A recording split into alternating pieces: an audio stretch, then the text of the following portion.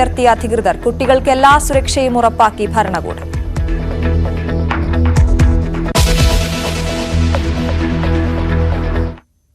വിശദമായ വാർത്തയിലേക്ക്. തബല മാന്ത്രികൻ ഉസ്താദ് സാക്കിർ ഹുസൈൻ അന്തരിച്ചു. അമേരിക്കയിൽ ചികിത്സയിലിരിക്കെയാണ് അന്ത്യം. 4 തവണ ഗ്രാമി അവാർഡ് നേടിയ സംഗീത പ്രതിഭയാണ്. രാജ്യം പത്മവിഭൂഷൺ നൽകി ആദരിച്ചിരുന്നു. വിവരങ്ങളുമായി മനു ഭരത് ചേരുന്നു. ഒപ്പം എസ് ലല്ലുവും. ആദ്യം മനുവിലേക്ക്. മനു, അദ്ദേഹം മരിച്ചു എന്ന വാർത്ത ഇന്നലെ തെറ്റായി നൽകിയിരുന്നു ഇന്ത്യയിലെ എല്ലാ മാധ്യമങ്ങളും. ഇപ്പോൾ അദ്ദേഹം മരിച്ചു എന്ന വാർത്ത സ്ഥിരീകരിച്ചുകൊണ്ട് കുടുംബം രംഗത്തെത്തിയിരിക്കുകയാണ്. എന്തൊക്കെയാണ് വിവരങ്ങൾ? കഴിഞ്ഞ ദിവസം അദ്ദേഹം അന്തരിച്ചു എന്ന വാർത്ത കേന്ദ്ര സർക്കാർ തന്നെ സ്ഥിരീകരിച്ച പശ്ചാത്തലത്തിലാണ് ആ മാധ്യമങ്ങൾ കൂടി അത് വിശ്വസിക്കേണ്ട ഒരു സാഹചര്യം ഉണ്ടായത്. ആ വാർത്ത തെറ്റാണ് എന്നറിഞ്ഞ നിമിഷം മുതൽ തന്നെ ആളുകൾ എല്ലാവരും വലിയ ആശ്വാസത്തിലായിരുന്നു. സക്കീർ ഹുസൈൻ ഇനിയും സംഗീതത്തിൻ്റെ ലോകത്ത് വിഹരിക്കും എന്നെല്ലാവരും പ്രതീക്ഷിക്കുകയും ചെയ്തു. പക്ഷേ സംഗീത ലോകത്തെ മുഴുവൻ അദ്ദേഹം ദുഃഖത്തിലാക്കി. 73കാരൻ തൻ്റെ ജീവിതത്തിന് യവനിക ഇട്ടിരിക്കുകയാണ്. ദേശങ്ങൾ, ഭാഷകൾ, അതിർത്തികൾ ഒന്നും ബാധകമല്ലാത്ത ഒരു മാന്ത്രികനായിരുന്നു സാക്കിർ ഹുസൈൻ. അദ്ദേഹം എല്ലായിടങ്ങളിലും ആദരിക്കപ്പെട്ടു. എല്ലായിടത്തും അദ്ദേഹത്തിന് അംഗീകാരം തേടിയെത്തുകയും ചെയ്തിരുന്നു. സാൻ ഫ്രാൻസിസ്കോയിലെ ആശുപത്രിയിൽ ഹൃദയ സംബന്ധമായ അസുഖത്തെ തുടർന്നാണ് അദ്ദേഹം ചികിത്സയിലുണ്ടായിരുന്നത്. ശ്വാസകോശവും സംബന്ധമായ അസുഖങ്ങളും ഉണ്ടായിരുന്നു. തുടർന്നാണ് അദ്ദേഹം മരണത്തിന് കീഴടങ്ങുന്നത്. 3 വയസ്സിൽ തുടങ്ങിയ ഒരു ജീവിത യാത്രയാണ് സക്കീർ ഹുസൈൻ്റെ സംഗീതത്തിലൂടെയുള്ളത്. 3 വയസ്സിൽ തന്നെ ആ ബാലൻ അത്ഭുതങ്ങൾ കാണിച്ചു എന്നാണ് അടുത്തറിയുന്നവർ പറയുന്നത്. 12 വയസ്സിൽ പൊതുവേദിയിലെത്തി അദ്ദേഹം തൻ്റെ സംഗീത മികവ് ലോകത്തെ അറിയിക്കുകയും ചെയ്തു. പിന്നീട് അവിടുന്നൊരു ജൈത്രയാത്ര എന്ന് തന്നെ നമുക്ക് പറയാം.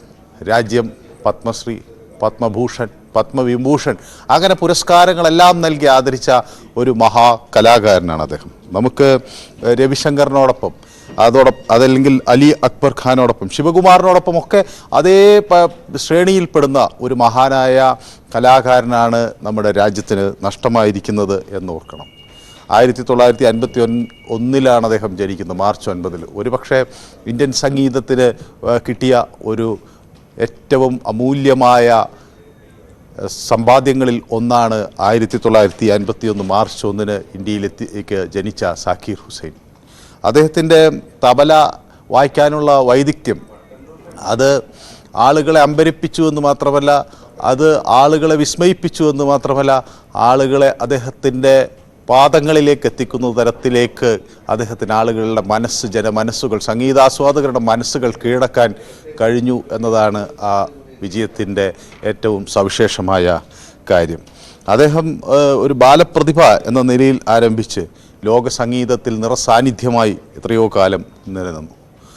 ഗ്രാമി അവാർഡുകൾ ഒരു രാജ്യത്തിൻ്റെയോ ഒരു അതിർത്തിയുടെയോ അകത്ത് ആകാത്ത സംഗീതത്തിൻ്റെ പ്രാധാന്യം അദ്ദേഹം ലോകം മുഴുവൻ വിളിച്ച് അറിയിക്കുകയും ചെയ്തു. എല്ലായിടങ്ങളിൽ നിന്നും അദ്ദേഹത്തിന് വലിയ പിന്തുണ ലഭിക്കുകയും ചെയ്തു. മലയാളത്തോടൊക്കെ വളരെ അടുത്ത് നിന്ന സാക്കിർ ഹുസൈൻ ഇവിടെ എത്തുകയും അദ്ദേഹത്തിൻ്റെ പ്രദർശനം പലപ്പോഴും ആളുകളെ വിസ്മയിക്കുകയൊക്കെ ചെയ്തു. കോഴിക്കോട് സാക്കിർ ഹുസൈൻ എത്തുകയും അവിടെ അദ്ദേഹം തബല വായിക്കുന്ന MF സുഫൈൻ അന്ന് ചിത്രമാക്കി വരയ്ക്കുകയും ചെയ്ത ഒരു മനോഹര നിമിഷത്തിന് കേരളം സാക്ഷിയായിട്ടുണ്ട്. അപ്പോൾ അത്തരത്തിൽ മാത്രമല്ല ഇന്ത്യൻ മലയാള ചലച്ചിത്രം ഉൾപ്പെടെയുള്ള കാര്യങ്ങളുമായി വാനപ്രസ്ഥം പോലുള്ള സിനിമകളിലൊക്കെയായി ബന്ധപ്പെട്ട് അദ്ദേഹം പ്രവർത്തിച്ചു. അപ്പോൾ അങ്ങനെ മലയാളവുമായി ചേർന്ന് നിന്നു, രാജ്യവുമായി ചേർന്ന് ലോകത്തിന് സാക്കിർ ഹുസൈൻ അങ്ങനെ അറിയപ്പെടുന്ന ഒരാൾ തന്നെയായിരുന്നു. അവരെല്ലാം സംഗീതത്തെ സ്നേഹിക്കുന്നവർ, സംഗീതത്തെ ഇഷ്ടപ്പെടുന്നവർ, ഒരുപക്ഷെ സംഗീതം ശാസ്ത്രീയമായി മനസ്സിലാക്കാത്തവർക്ക് പോലും അറിയാവുന്നൊരു ഭാഷയായിരുന്നു സാക്കിർ ഹുസൈൻ. അങ്ങനെ നോക്കുമ്പോൾ ആ നഷ്ടം ഈ രാജ്യത്തിന് നികത്താനാകാത്ത നഷ്ടമാകുന്നു. ഹൃദയ സംബന്ധമായ അസുഖങ്ങളെ തുടർന്നാണ് അദ്ദേഹം ചികിത്സ സ്വീകരിക്കേണ്ടി വന്നത്. ശ്വാസകോശ തടസ്സവും ഉണ്ടായിരുന്നു. കുടുംബം കഴിഞ്ഞ ദിവസം അദ്ദേഹം മരിച്ചു എന്ന വാർത്ത തെറ്റാണ് എന്ന് വ്യക്തമാക്കിയപ്പോൾ ഇപ്പോഴത് സ്ഥിരീകരിച്ചിരിക്കുന്നു. അദ്ദേഹത്തിന് 2 മക്കൾ, അനീഷ അതുപോലെ ഇസബല്ല. ഈ കുടുംബം സ്ഥിരീകരിക്കുകയാണ് അദ്ദേഹത്തിൻ്റെ വിയോഗ വാർത്ത. സംഗീതാസ്വാദകരെ സംബന്ധിച്ചിടത്തോളം ഇത് ദുഃഖത്തിൻ്റെ, കണ്ണീരിൻ്റെ ഒക്കെ വലിയ നിമിഷങ്ങളിലേക്കാണ് കടന്നു പോകുന്നത്. ഈ സാക്കിർ ഹുസൈൻ ഇങ്ങനെ ഒരു മഹാപ്രതിഭയാകും എന്നത് വളരെ ചെറുപ്പത്തിൽ തന്നെ അദ്ദേഹത്തെ മനസ്സിലാക്കിയവർക്ക് അറിയാവുന്ന ഒരു വിഷയമായിരുന്നു. അലാരാഖയുടെ മകന് മറ്റെന്താകാൻ കഴിയും? അത്രയും സംഗീതത്തെ സ്നേഹിച്ച ഒരു കുടുംബത്തിൽ നിന്നാണ് അദ്ദേഹം വരികയും ചെയ്യുന്നത്. അദ്ദേഹത്തിൻ്റെ ആ ജന്മസിദ്ധമായ കഴിവ് അത്രമാത്രം അദ്ദേഹം ഈ തബലയിൽ പ്രയോഗിക്കുകയും മൃദംഗമൊക്കെ അദ്ദേഹം വായിച്ചിരുന്നു. ചെണ്ട തുടങ്ങിയ കാര്യങ്ങളിലൊക്കെ അദ്ദേഹം താല്പര്യം പ്രകടിപ്പിക്കുകയും അതൊക്കെ മനസ്സിലാക്കുകയും തൻ്റെ ഈ വൈഭവം അതിലൊക്കെ തെളിയിക്കുകയും അദ്ദേഹത്തിന് കഴിഞ്ഞിട്ടുണ്ട്. സ്വാഭാവികമായും സംഗീതത്തെ സ്നേഹിക്കുന്ന ഒരു കുടുംബത്തിൽ നിന്ന് അദ്ദേഹം വന്നു. അദ്ദേഹത്തിന് നിരവധി പുരസ്കാരങ്ങൾ, അത് എണ്ണിയാൽ അല്ലെങ്കിൽ പെട്ടെന്ന് പറഞ്ഞു തീർക്കാൻ കഴിയാത്തത്ര വലിയൊരു പട്ടിക അത് ഉണ്ടായിരുന്നു. അതിൽ ഇപ്പോൾ നമ്മുടെ രാജ്യം ഏറ്റവും മികച്ച വ്യക്തികൾക്ക് നൽകുന്ന പത്മ പുരസ്കാരങ്ങൾ ഉൾപ്പെടെപ്പെടും. സംഗീത നാടകീയ അക്കാദമിയുടെ അവാർഡ് അദ്ദേഹത്തിന് ലഭിച്ചു. അതിൻ്റെ സ്ഥിരം ഫെലോഷിപ്പ് അദ്ദേഹത്തിന് ഉണ്ടായിരുന്നു. മാത്രവുമല്ല, ഈ അമേരിക്കയുടെ national endowment for arts, national heritage fellowship തുടങ്ങിയ വളരെ പ്രശസ്തമായ ഫെലോഷിപ്പുകൾ അദ്ദേഹത്തെ തേടിയെത്തി. ഗ്രാമി അവാർഡ് നോമിനേഷനുകൾ 4 തവണ അദ്ദേഹത്തിന് ലഭിച്ചു. 2 തവണ 3 തവണ അദ്ദേഹം ഗ്രാമിയിൽ എത്തി. അങ്ങനെ മുംബൈയിൽ ജനിച്ച് ലോകം കീഴടക്കിയ ഒരു സംഗീതജ്ഞൻ എന്ന് നമുക്ക് അദ്ദേഹത്തെ ചുരുക്കി വിളിക്കാം. മുംബൈയിലെ മാഹിമിലാണ് അദ്ദേഹം ജനിച്ചത്. അവിടെ സെൻറ്റ് സേവിയർസ് കോളേജിൽ പഠിക്കുകയും ചെയ്തു. പിന്നീട് സംഗീതത്തിൻ്റെ ലോകത്തേക്ക് വ്യാപൃതനായ അദ്ദേഹം ആ മേഖലയിൽ പകരക്കാരനില്ലാത്ത അമരക്കാരനായി മാറുകയായിരുന്നു. അശ്വതി, അതാണ് മനു ഭരത്താണ് വിവരങ്ങൾ നൽകിക്കൊണ്ടിരുന്നത്. എസ് ലല്ലു കൂടി ചേരുന്നു. ലല്ലു, 6 പതിറ്റാണ്ട് നീണ്ടു നിന്ന ഒരു കരിയറാണ് അദ്ദേഹത്തെ സംബന്ധിച്ചിടത്തോളം. അദ്ദേഹത്തിൻ്റെ സംഗീത ജീവിതത്തെ കുറിച്ച് മനു പറഞ്ഞപ്പോൾ ഏറ്റവും എടുത്തു പറയേണ്ടത് അദ്ദേഹത്തിൻ്റെ വേദികളായിരുന്നു. അന്താരാഷ്ട്ര വേദികൾ, നിരവധി അന്താരാഷ്ട്ര വേദികളിലടക്കം തിളങ്ങിയ പ്രതിഭ, ഒരു മാജിക്കൽ സ്റ്റേജ് തീർക്കുന്ന ഉസ്താദ് സക്കീർ ഹുസൈൻ അദ്ദേഹം വിട്ടുപോയിരിക്കുന്നു. എങ്ങനെ അദ്ദേഹത്തെ ഇപ്പോൾ ഓർക്കുന്നു? ഒരു വർഷം 150-ലധികം വേദികളിൽ അദ്ദേഹം തന്റെ പ്രകടനം നടത്തുമായിരുന്നു എന്ന് പറയുമ്പോൾ ആലോചിക്കാം. അതായത് ഈ 150 വേദികൾ എന്ന് പറയുമ്പോൾ ഒരു വർഷത്തിൽ 365 ദിവസങ്ങളാണ്. ഈ 150 വേദികളിൽ നിന്ന് ഒരു വേദിയിൽ നിന്ന് മറ്റൊരു വേദിയിലേക്കുള്ള യാത്രാ സമയം ഒഴികെ ബാക്കി എല്ലാ സമയത്തും അദ്ദേഹം തന്റെ പ്രകടനങ്ങളുമായി സകല വേദികളിലും സജീവമായിരുന്നു എന്ന് വേണം നമുക്ക് മനസ്സിലാക്കാൻ. അത് 1-2 വർഷമല്ല എന്ന് ആലോചിക്കണം. ഏതാണ്ട് 7 പതിറ്റാണ്ട് നീണ്ടുനിന്ന അദ്ദേഹത്തിന്റെ ഒരു സബരിക്കാണ് അവസാനമായിരിക്കുന്നത്. മറ്റൊരു പ്രധാനപ്പെട്ട കാര്യം, അദ്ദേഹത്തിന്റെ അവസാനത്തെ 3 ഗ്രാമി അവാർഡുകൾ അദ്ദേഹം കരസ്ഥമാക്കിയ സമയം ഈ വർഷം 2024 ഫെബ്രുവരിയിലാണ് ഈ 3 ഗ്രാമി അവാർഡുകൾ അദ്ദേഹം പങ്കാളിയാവുന്നത്. ഈ അവാർഡുകൾ അദ്ദേഹത്തെ തേടിയെത്തുന്നത് ഒരു ജീവിതത്തിന്റെ അവസാന കാലത്ത് പോലും അദ്ദേഹം തന്റെ മേഖലയിൽ സജീവമായിരുന്നു. അദ്ദേഹത്തെ ഗ്രാമി അവാർഡ് പോലുള്ള അവാർഡുകൾ എത്തുന്നു. ഏറ്റവും പ്രധാനപ്പെട്ട കാര്യം, ലോക സംഗീതത്തിൽ ഇന്ത്യ നാട്യ കൂടിയായിരുന്നു സക്കീർ ഹുസൈൻ എന്ന് നമുക്ക് നിസ്സംശയം പറയാം. കാരണം അദ്ദേഹം കടന്നു ചെല്ലാത്ത സക്കീർ ഹുസൈന്റെ തബലയുടെ താളം കടന്നു ചെല്ലാത്ത വേദികൾ ലോകത്തില്ല എന്ന് ലോകത്തിനിറയില്ല എന്ന് നമുക്ക് പറയേണ്ടി വരും. ഏതെല്ലാം രാജ്യങ്ങളിൽ, ഏതെല്ലാം മനുഷ്യർക്ക് മുന്നിൽ, ഏതെല്ലാം തരത്തിലുള്ള ആസ്വാദകർക്ക് മുന്നിൽ അദ്ദേഹം തന്റെ സംഗീതം, തന്റെ താളം അവതരിപ്പിച്ചിരിക്കുന്നു. ലോകത്തെ ഏറ്റവും പ്രശസ്തരായ കലാകാരന്മാർക്കൊപ്പം വേദി പങ്കിടാൻ അദ്ദേഹം സമയം കണ്ടെത്തി. അതിൽ തന്നെ ഒരു വേദിയിൽ നിന്ന് മറ്റൊരു വേദിയിലേക്ക് പോകുമ്പോൾ അവിടെ എന്തെല്ലാം വ്യത്യസ്തത കൊണ്ടുവരാൻ കഴിയും എന്ന ആലോചനയായിരുന്നു നിരന്തരം സക്കീർ ഹുസൈൻ എന്ന സംഗീതജ്ഞനെ മുന്നോട്ട് നയിച്ചത്. ലോക പ്രശസ്ത കലാകാരന്മാർ ഇന്ത്യയിൽ തന്നെ മറ്റ് ഉപകരണ സംഗീതത്തിൽ വിദഗ്ധരായ പുരുഷർക്കൊപ്പം വേദി പങ്കിടാൻ അദ്ദേഹം പ്രത്യേകം സമയം കണ്ടെത്തി. ഇപ്പോൾ ഹരിപ്രസാദ് ചൗരശിയായാലും എൽ സുബ്രഹ്മണ്യായാലും മറ്റൊരു സംഘടനകുട്ടിയായാലും പെരുമലക്കുട്ടന്മാരായാലും അങ്ങനെ മറ്റ് ഉപകരണ സംഗീതത്തിൽ വിദഗ്ധരായ പുരുഷരുമായി വേദി കണ്ടെത്തുന്നു, വേദി പങ്കിടുന്നു, ബാൻഡുകൾ രൂപീകരിക്കുന്നു, ഫ്യൂഷൻ ലോകത്ത് വിസ്മയങ്ങൾ തീർക്കുന്നു. ഏറ്റവും പ്രധാനപ്പെട്ട കാര്യം, അദ്ദേഹത്തിന്റെ സോളോ പെർഫോമൻസുകൾക്ക് അപ്പുറത്തേക്ക് പ്രതിഭ കൂടിയോടൊപ്പം കഥകിന് വായിക്കുന്ന ഒരു സക്കീർ ഹുസൈൻ, അതുപോലെ തന്നെ ഹിന്ദുസ്ഥാനി സംഗീതത്തിനൊപ്പം തബല വായിക്കുന്ന ഒരു സക്കീർ ഹുസൈൻ, അതുപോലെ തന്നെ മറ്റ് ഉപകരണങ്ങൾക്കൊപ്പം തബല വായിക്കുന്ന സക്കീർ ഹുസൈൻ, പോപ്പ് സംഗീതത്തിനൊപ്പം തബലയിൽ വിസ്മയം തീർക്കുന്ന സക്കീർ ഹുസൈൻ. അങ്ങനെ സംഗീതത്തിന്റെ സമസ്ത മേഖലകളിലും തബല എന്ന ഉപകരണത്തെ കൊണ്ട് പ്രതിഷ്ഠിക്കാൻ അദ്ദേഹത്തിന് കഴിഞ്ഞു എന്നത് ഒരു നിസ്സാര കാര്യമല്ല. നമുക്കറിയാം, സാക്കിർ ഹുസൈൻ എന്ന പേര് കേൾക്കുമ്പോൾ നമുക്ക് ഓർമ്മ വരുന്നത് ദൂരദർശനിൽ പ്രശസ്തമായ മിലേഷ് സുർമയുടെ അച്ഛന്മാര എന്ന പാട്ടിൽ മഹാനായ അച്ഛനൊപ്പം തബല വായിക്കുന്ന സാക്കിർ ഹുസൈന്റെ പ്രസന്ന നിറഞ്ഞ പുഞ്ചിരിച്ചുകൊണ്ട് തബല വായിക്കുന്ന ആ മുഖമാണ്. അസാധ്യമായ വേഗതയിൽ തബല വായിക്കുന്ന ഒരു മനുഷ്യൻ പുഞ്ചിരിച്ചുകൊണ്ട് അദ്ദേഹത്തെ ഈ സാക്കിർ ഹുസൈന്റെ തബലയുടെ താളം കേൾക്കുന്നത് പോലെ തന്നെ സുഖകരമാണ്, ആനന്ദകരമാണ് തബല വായിക്കുന്ന തേജസ്സാർന്ന സാക്കിർ ഹുസൈന്റെ രൂപങ്ങൾ. മുടിയിഴകളൊക്കെ ആറ്റി ഉലിച്ച് സദസ്സിനോട് സംബന്ധിച്ച് സാക്കിർ ഹുസൈൻ തബല വായിക്കുന്നു. അദ്ദേഹത്തിന്റെ ഈ പെർഫോമൻസിന്റെ വീഡിയോ കണ്ടിട്ടുള്ളവർക്കറിയാം, ആസ്വാദകരോട് ഇങ്ങനെ സംവദിക്കുന്ന ഒരു കലാകാരൻ. തബലയിൽ അദ്ദേഹം തീർക്കാത്ത ശബ്ദങ്ങളിൽ അതിൽ മഴ പെയ്ക്കും, ഇടിമിന്നൽ വരും, പ്രളയം വരും, പ്രണയം വരും, അങ്ങനെ സമസ്ത ഭാവങ്ങളിൽ മാവായിക്കാൻ ഈ തബലയ്ക്ക് എങ്ങനെ കഴിയുന്നു എന്ന് നമ്മൾ അത്ഭുതത്തോടെ ആലോചിക്കും. സംസാരിക്കുന്ന തബലയായിരുന്നു സാക്കിർ ഹുസൈന്റെ കയ്യിലുണ്ടായിരുന്നു. ആ സംഗീതോപകരണം അതുകൊണ്ട് അദ്ദേഹം ലോകം കീഴടക്കിയ 2016 അമേരിക്കൻ പ്രസിഡന്റ് ബാരക് ഒബാമ അദ്ദേഹത്തെ വൈറ്റ് ഹൗസിലേക്ക് ക്ഷണിക്കുക.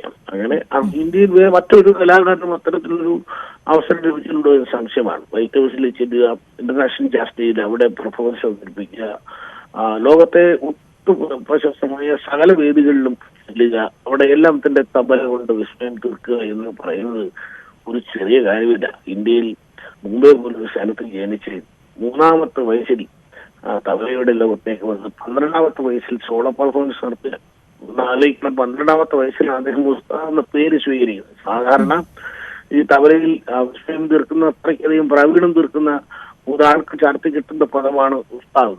ഈ ഉസ്താദ് എന്നുള്ള വിളിപ്പേര്, ഉസ്താദ് എന്നുള്ള വിശേഷണം 12ാമത്തെ വയസ്സിൽ സ്വീകരിക്കേണ്ടത്. ഇന്ത്യയിലെ മഹാരാജന്മാരായ കലാകാരന്മാർക്കെല്ലാം വേദി പങ്കിട്ട് അവിടെ നിന്ന് പുറത്തേക്ക് പോയി അമേരിക്കയും യൂറോപ്പും ഒക്കെ കീഴടക്കി ആ ജയത്രയാത്രയാണ് ഇന്നലെ സാൻ ഫ്രാൻസിസ്കോയിൽ അവസാനിച്ചത്. അതാണ് ലല്ലു, ഒരു കാര്യം കൂടി ലല്ലു പറഞ്ഞ ആ സ്റ്റേജ് പ്രസൻസ് എന്ന് പറയുന്ന കാര്യം, അതിന് പലരും അദ്ദേഹത്തെ അനുകരിക്കാനുള്ള ശ്രമം ഇപ്പോഴും വളർന്നു വരുന്ന കലാകാരന്മാർ നടത്തുന്നുണ്ട്. അദ്ദേഹത്തിൻ്റെ തലയാട്ടും മുടിയിഴകളാട്ടിയുള്ള പെർഫോമൻസും ഇത്രയും ആളുകളുമായി സംവദിച്ചുകൊണ്ടുള്ള സ്റ്റേജ് പെർഫോമൻസ്, അതിൽ ഈ ചടുലമായ താളങ്ങളും സങ്കീർണമായ പാറ്റേണുകളും ഒക്കെ അദ്ദേഹം പ്രയോഗിക്കുമ്പോഴും ഒരു പുഞ്ചിരി എപ്പോഴും നിലനിർത്തുമായിരുന്നു സാക്കിർ ഹുസൈൻ. തീർച്ചയായും അത് നേരത്തെ പലരും പറഞ്ഞു കേട്ടിട്ടുണ്ട്. അതായത് ഈ കൂടുതൽ ഫലമുള്ള ചില്ലയുണ്ട്, മരത്തിന്റെ ചില്ല എപ്പോഴും താഴ്ന്നു തന്നെ ഇരിക്കും, അത് ഹൃദയ സ്പർശിക്കുമെന്ന് പറഞ്ഞവരാണ്. ഇത്രയധികം ഉയരത്തിലെത്തിയിട്ടും ഇത്രയധികം പുരസ്കാരങ്ങളും ബഹുമതികളെല്ലാം തേടിയെത്തിയിട്ടും ഇത്രയേറെ ലോക പ്രശസ്തനായിട്ടും അദ്ദേഹം മണ്ണിൽ ചവിട്ടുന്ന കലാകാരനായിരുന്നു. വളരെ സൗമ്യമായ ആളുകളോട് ഇടപെടുന്ന, വളരെ മനോഹരമായ ആളുകളോട് സംസാരിക്കുന്ന, മറ്റ് കലാപ്രകടനങ്ങളെ കാണാനും അവയെ പ്രോത്സാഹിപ്പിക്കാനും സമയം കിട്ടുന്ന. നമുക്കറിയാം, കേരളത്തിലൊക്കെ വരുന്ന സമയത്ത് പലയിടത്തും ഈ മട്ടന്നൂർ ശങ്കരൻ കൂട്ടയുടെ ചിന്തയും സാക്കിർ ഹുസൈന്റെ തബലയും തമ്മിൽ ഏറ്റുമുട്ടുന്നത് പല തവണ ഞാൻ കണ്ടിട്ടുണ്ട്. അതൊക്കെ പറയാനൊരു എത്രയോ മടുപ്പുകൾ നമ്മൾ സ്വയം മറന്നിരുന്ന അതിൽ ലയിക്കുന്ന ഒരു കാരണം രണ്ട് കലാകാരന്മാർ തമ്മിൽ സംസാരിക്കുക, ഒരാൾ ചെണ്ടയിലൂടെയും ഒരാൾ തബലയിലൂടെയും പരസ്പരം സംസാരിക്കുക. ഇപ്പോ എനിക്ക് തോന്നുന്നു ശങ്കർ മഹാദേവനുൾപ്പെടെയുള്ള ഗായകരുമായി അദ്ദേഹം പലയിടത്തും ഫ്യൂഷൻ സംഗീതം അവതരിപ്പിച്ചു, ബാൻഡുകൾ, അതുപോലെ അങ്ങനെ കേരളത്തിന്റെ ഭാഗമായിട്ടുള്ള തന്നെ കലാകാരന്മാർ തന്നെ ഒരുപാട് പേർ സാക്ഷികളുമായി വേദി പങ്കിട്ടിട്ടുണ്ട്. ഇവിടെ എല്ലാം അദ്ദേഹവുമായി സംസാരിച്ചിട്ടുള്ളവരും അദ്ദേഹവുമായി വേദി പങ്കിട്ടുള്ള എല്ലാ മനുഷ്യരും പറയുന്നത് അദ്ദേഹത്തിന്റെ പെരുമാറ്റത്തെ കുറിച്ചാണ്. ഒന്നാലോചിക്കണം, 12ാമത്തെ വയസ്സിൽ പ്രകടനം തുടങ്ങി ഇന്ത്യ ഇനി അദ്ദേഹത്തിന് നൽകാനുള്ള ഭാരതരത്നം എന്ന പുരസ്കാരം മാത്രമാണ്. ബാക്കി പത്മഭൂഷണും പത്മവിഭൂഷണുമെല്ലാം നൽകി അദ്ദേഹത്തെ രാജ്യമെന്നേ ആദരിച്ചതാണ്.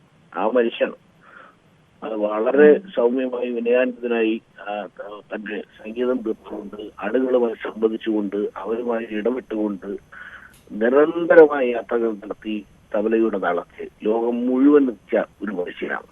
അതൊരു നിസ്സാര കാര്യമല്ല. നമുക്കറിയാം, ഒരു ചെറിയ അവസരങ്ങൾ കിട്ടിയാൽ തന്നെ മതിമറന്നു പോകുന്ന കലാകാരന്മാരുടെ ഒരു നാടാണ്.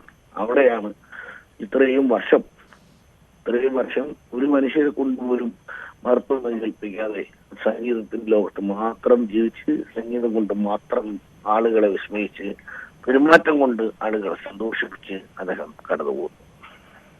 ഇതാണ് എസ് ലല്ലു ആണ് വിവരങ്ങൾ നൽകിക്കൊണ്ടിരുന്നത്. ഇതിഹാസ തബല വിദ്വാൻ ഉസ്താദ് സക്കീർ ഹുസൈൻ അന്തരിച്ചിരിക്കുന്നു. കുടുംബം ഇപ്പോൾ സ്ഥിരീകരിച്ചിരിക്കുകയാണ് അദ്ദേഹത്തിന്റെ മരണം. മാന്ത്രിക താളം നിലച്ചിരിക്കുകയാണ്. 3 പത്മ പുരസ്കാരങ്ങളാൽ ആദരിക്കപ്പെട്ട ഹുസൈൻ ഇന്ത്യയുടെ സമ്പന്നമായ സംഗീത പാരമ്പര്യത്തിന്റെ സാക്ഷ്യപത്രമായിരുന്നു. അദ്ദേഹം ഇപ്പോൾ നമ്മെ വിട്ടുപിരിഞ്ഞിരിക്കുന്നുവെന്ന വാർത്തയാണ് വരുന്നത്.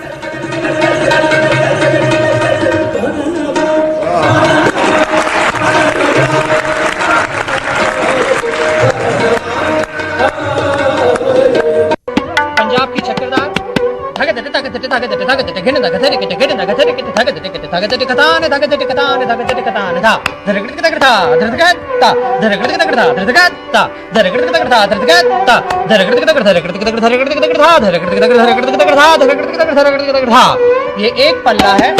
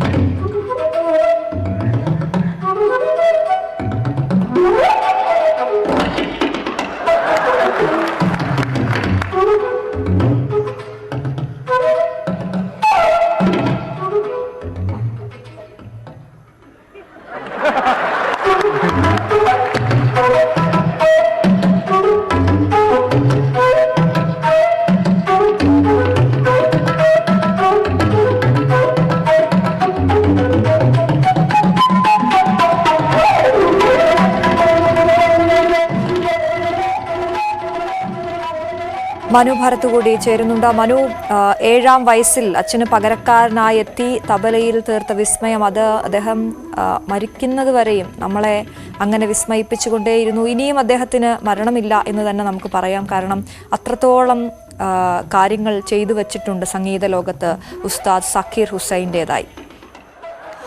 അശ്വതി, സാക്കിർ ഹുസൈനെ കുറിച്ച് പറയുമ്പോൾ ഉസ്താദ് സാധാരണക്കാർക്കിടയിലേക്ക് അദ്ദേഹത്തിന് വളരെ ശക്തമായി ഇറങ്ങിച്ചെല്ലാൻ കഴിഞ്ഞു എന്നത് ഏറ്റവും ശ്രദ്ധേയമായ ഒരു കാര്യമാണ്. കലയുടെ ഏറ്റവും ഔന്നത്യത്തിൽ നിൽക്കുമ്പോൾ പോലും ഏറ്റവും സാധാരണക്കാരനായ ആളുകളുടെ ഹൃദയങ്ങളിലേക്ക് അദ്ദേഹത്തിന് ചെല്ലാൻ കഴിഞ്ഞു. ഞാൻ ഇതിൽ രസകരമായി ഓർക്കുന്ന ഒരു കാര്യം, ഒരു സിനിമയുടെ ഗാനത്തിൽ പോലും നായികയെ സക്കീർ ഹുസൈൻ്റെ തബലയോട് ഉപമിക്കുന്ന തരത്തിലുള്ള വരികൾ എഴുതാൻ ആളുകളെ പ്രേരിപ്പിച്ച സാക്കിർ ഹുസൈൻ്റെ തബല ഇവൾദാന എന്നൊക്കെ ചോദിക്കും തമിഴ് ശരി മനു, ഇപ്പോൾ സംഗീത സംവിധായകൻ ശ്രീ ഔസേപ്പച്ചൻ നമുക്കൊപ്പം ചേരുകയാണ്. ശ്രീ ഔസേപ്പച്ചൻ, ഇപ്പോൾ അദ്ദേഹത്തിന്റെ അന്ത്യം സ്ഥിരീകരിച്ചിരിക്കുകയാണ് കുടുംബം. അദ്ദേഹം നമ്മളെ വിട്ടുപോയി എന്ന കാര്യം സ്ഥിരീകരിച്ചിരിക്കുന്നു. എങ്ങനെ ഓർക്കുന്നു അദ്ദേഹത്തെ? അദ്ദേഹം ലോകം കണ്ട ഒരു ഏറ്റവും വലിയ തബലിസ്റ്റുകളിൽ അല്ലെങ്കിൽ തബലിസ്റ്റ് ഒരാളെന്ന് വേണമെങ്കിൽ പറയാൻ പറ്റും എനിക്ക്. അദ്ദേഹത്തിന്റെ കൂടെ പ്രോഗ്രാമിനൊന്നും വായിച്ചിട്ടില്ല, അദ്ദേഹത്തിന്റെ പ്രോഗ്രാം കണ്ടിട്ടില്ല, പക്ഷെ അദ്ദേഹത്തിന്റെ കൂടെ റെക്കോർഡിംഗ് വായിച്ച ഒരു ഓർമ്മ പങ്കുവെച്ചുകൊണ്ട് എൻ്റെ വാക്കുകൾ ഞാൻ നിർത്താം. ഏതാണ്ട് ഒരു 30 കൊല്ലം മുമ്പ് ചെന്നൈയിൽ ഒരു റെക്കോർഡിങ്ങിന് അദ്ദേഹം വന്നു. അദ്ദേഹമാണ് വായിക്കുന്നത്, തബല വായിക്കുന്നത്. വയലിനില് കുന്നുകുടി വൈനാഥൻ, ഓർക്കസ്ട്ര വിഭാഗത്തിൽ വയലിനിൽ ഞാനുണ്ട്, പിന്നെ കീബോർഡ് AR റഹ്മാൻ. ഇങ്ങനൊരു ഫ്യൂഷൻ ആൽബം ചെയ്തുകൊണ്ടിരിക്കുന്ന നേരത്ത് മറ്റെല്ലാ റെക്കോർഡിംഗ് കഴിഞ്ഞു. ലാസ്റ്റ് തബല ചേർക്കാനായിട്ട് ഇദ്ദേഹത്തിനെ വിളിക്കുന്നു. ഇദ്ദേഹം തബല വായിച്ചു തുടങ്ങുന്നു. ഹെഡ്ഫോൺ വെച്ച് വായിക്കുമ്പോൾ ക്ലിക്ക് വേണം, കാലപ്രമാണം കിട്ടാൻ വേണ്ടി ക്ലിക്ക് ഇട്ടിട്ട് വായിക്കുന്ന ഒരു പതിവാണ് എല്ലാവർക്കും. ക്ലിക്കില്ലാതെ വായിക്കാൻ പറ്റില്ല, കാരണം കാലപ്രമാണം തെറ്റിപ്പോകും. ആ സമയത്ത് ഇദ്ദേഹം ഈ ഉള്ളിലിരിക്കുന്ന അന്നത്തെ പ്രസിദ്ധനായ സൗണ്ട് എഞ്ചിനീയർ ശ്രീധർ ഇന്ന് നമ്മളോടൊപ്പം ഇല്ല. അദ്ദേഹം പറഞ്ഞു, ക്ലിക്ക് ലീക്കേജ് വരുന്നു. അതായത് തബല വായിക്കുന്നതിന്റെ കൂടെ അദ്ദേഹത്തിന്റെ ഹെഡ്ഫോണിൽ വരുന്ന ക്ലിക്കിന്റെ ശബ്ദം ലീക്ക് വരുന്നുണ്ടല്ലോ, എന്ത് ചെയ്യും എന്ന് പറഞ്ഞ വഴിക്ക് അദ്ദേഹം പറഞ്ഞൊരൊറ്റ വാക്ക് ഞങ്ങളെല്ലാവരെയും ഞെട്ടിച്ചതാണ്, ക്ലിക്ക് ഓഫ് ചെയ്തോളൂ എന്ന്. ക്ലിക്ക് ഓഫ് ചെയ്ത് കഴിഞ്ഞാൽ ഒരു മെഷീന് മാത്രമേ കറക്റ്റായിട്ട് പെർഫെക്റ്റ് ആയിട്ട് ഇനി ഒരു മെഷീൻ്റെ കൂടെ വർക്ക് ചെയ്യാൻ പറ്റുള്ളൂ. പക്ഷെ ക്ലിക്ക് ഓഫ് ചെയ്തതിന് ശേഷം ഇദ്ദേഹം വായിച്ചപ്പോൾ മെഷീൻ പോലും തോറ്റു പോകുന്ന രീതിയിൽ പെർഫെക്റ്റ് കാലപ്രമാണത്തിലാണ് അദ്ദേഹം വായിച്ച് അവസാനിപ്പിച്ചത് ആ റെക്കോർഡിങ്. അപ്പൊ ഇതന്ന് എല്ലാവർക്കും ഒരു സർപ്രൈസ് ആയിരുന്നു, ഇങ്ങനെ സാധിച്ചു എന്നുള്ളത്. അപ്പൊ അദ്ദേഹത്തിനെ കുറിച്ച് അദ്ദേഹത്തിന്റെ കഴിവ് എല്ലാവർക്കും അറിയാവുന്നതാണ്. എല്ലാവരും അദ്ദേഹത്തിന്റെ വായന, ഇന്ത്യയിൽ നമ്മുടെ തബലയുടെ സംസ്കാരം ഫോറിൻ കൺട്രീസിലൊക്കെ എത്തിച്ച ഒരു മഹാനായ തബലിസ്റ്റായിരുന്നു അദ്ദേഹം. വേർപെട്ടതിൽ നമുക്ക് അനുശോചനം രേഖപ്പെടുത്തിക്കൊണ്ട് എന്റെ വാക്കുകൾ നിർത്തുന്നു. തീർച്ചയായിട്ടും അദ്ദേഹത്തെ കുറിച്ച് പറയുമ്പോൾ ഒരു കാര്യം കൂടി ശ്രീ ഔസേപ്പച്ചൻ, താങ്കളിപ്പോൾ പറഞ്ഞതിൽ ഏറ്റവും നമുക്ക് മനസ്സിലാവുന്ന ഒരു കാര്യം, അദ്ദേഹം ഏത് സാഹചര്യത്തിലും അദ്ദേഹം വായിക്കുമെന്നുള്ളതാണ്. തബലയുമായി അത്രയധികം അടുത്ത് ബന്ധമുള്ള ഒരാളാണല്ലോ. അപ്പോ ഈ അദ്ദേഹം വായിക്കുമ്പോൾ അതെ മകളെ, തബലയേക്കാൾ അദ്ദേഹത്തിന്റെ റിഥം, അദ്ദേഹത്തിന്റെ ശരീരത്തിലുള്ള അദ്ദേഹത്തിന്റെ ബോഡിയിലുള്ള റിഥത്തിന്റെ പെർഫെക്ഷനാണ് ഞാൻ പറഞ്ഞത്. അതായത് ഒരുത്തർക്കും നമ്മുടെ ശരീരത്തിലാണ് ഋതം വരുന്നത്, അറിയോ? നമ്മുടെ ശരീരത്തിലെ നമ്മുടെ പ്രഷർ വ്യത്യാസം, ബ്ലഡ് ഫ്ലോ അനുസരിച്ചിട്ട് ഈ ഋതത്തിനൊക്കെ മാറ്റങ്ങൾ വരും. പക്ഷേ അദ്ദേഹത്തിന് അത് കൺട്രോൾ ചെയ്യാനുള്ള കഴിവുണ്ടായിരുന്നു. അതെങ്ങനെയാണ്? അത് വളരെ അപൂർവമായിട്ടുള്ള സിദ്ധികളിൽ ഒന്നായിട്ടാണ് ഞാൻ കണക്കാക്കിയത്. തീർച്ചയായും വളരെയധികം നന്ദി ശ്രീ ഔസേപ്പച്ചൻ ഞങ്ങളോട് ഈ സമയത്ത് പ്രതികരിച്ചെന്ന്. ഇപ്പോൾ അമേരിക്കയിൽ നിന്നും സംവിധായകനും നിർമ്മാതാവുമായ തമ്പി ആന്റണി കൂടി നമുക്കൊപ്പം ചേരുകയാണ്. ശ്രീ തമ്പി ആന്റണി, ഇപ്പോൾ താങ്കൾ സാൻ ഫ്രാൻസിസ്കോയിലാണ് ഉള്ളത് എന്ന് ഞാൻ മനസ്സിലാക്കുന്നു. അദ്ദേഹത്തിൻ്റെ ഉസ്താദിൻ്റെ അന്ത്യം ഇപ്പോൾ കുടുംബം സ്ഥിരീകരിച്ചിരിക്കുകയാണല്ലോ. ഹലോ, കേൾക്കാം, പറയൂ. 1-1.5 മണിക്കൂർ ആയിട്ടുള്ളൂ കൺഫേംഡ് ആയിട്ട്. രാവിലെ അദ്ദേഹം മരിച്ചു എന്നുള്ള ന്യൂസൊക്കെ വന്നെങ്കിലും ഞാനിപ്പോഴാണ് കൺഫേം ചെയ്തത്. 1.5 മണിക്കൂറേ ആയുള്ളൂ മരിച്ചിട്ട്. ഇന്ത്യൻ കമ്മ്യൂണിറ്റിക്ക് വളരെ വളരെ അഭിമാനമായിരുന്ന ഒരു സംഗീതജ്ഞൻ. അതായത് 73 വയസ്സ് പറഞ്ഞാൽ ടു യങ് ടു ഡൈ.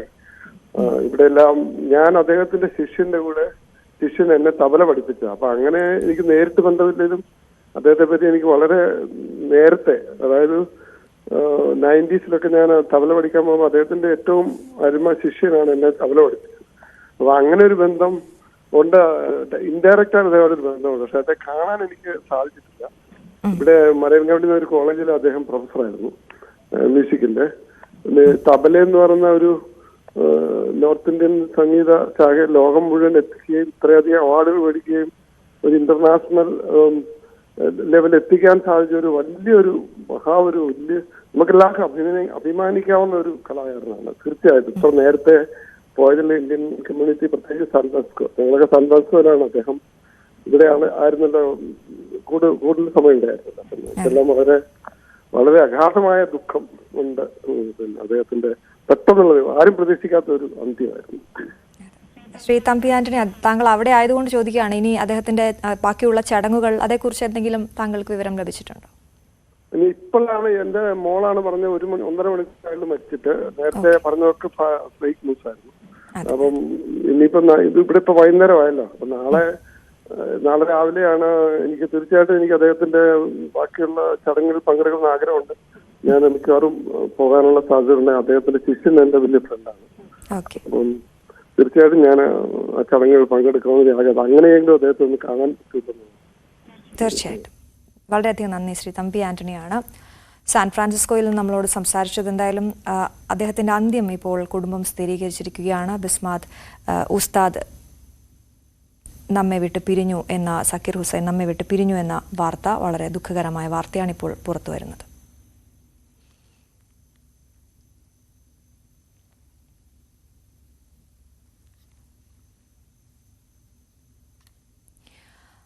മറ്റ് വാർത്തകളിലേക്ക് പോവുകയാണ്. സംസ്ഥാനത്ത് റോഡ് അപകടങ്ങൾ കുറയ്ക്കാനുള്ള കർമ്മ പദ്ധതി തയ്യാറാക്കാൻ ഉന്നതതല യോഗം ഇന്ന്. ക്രമസമാധാന പാലന ചുമതലയുള്ള ADGPയാണ് യോഗം വിളിച്ചത്.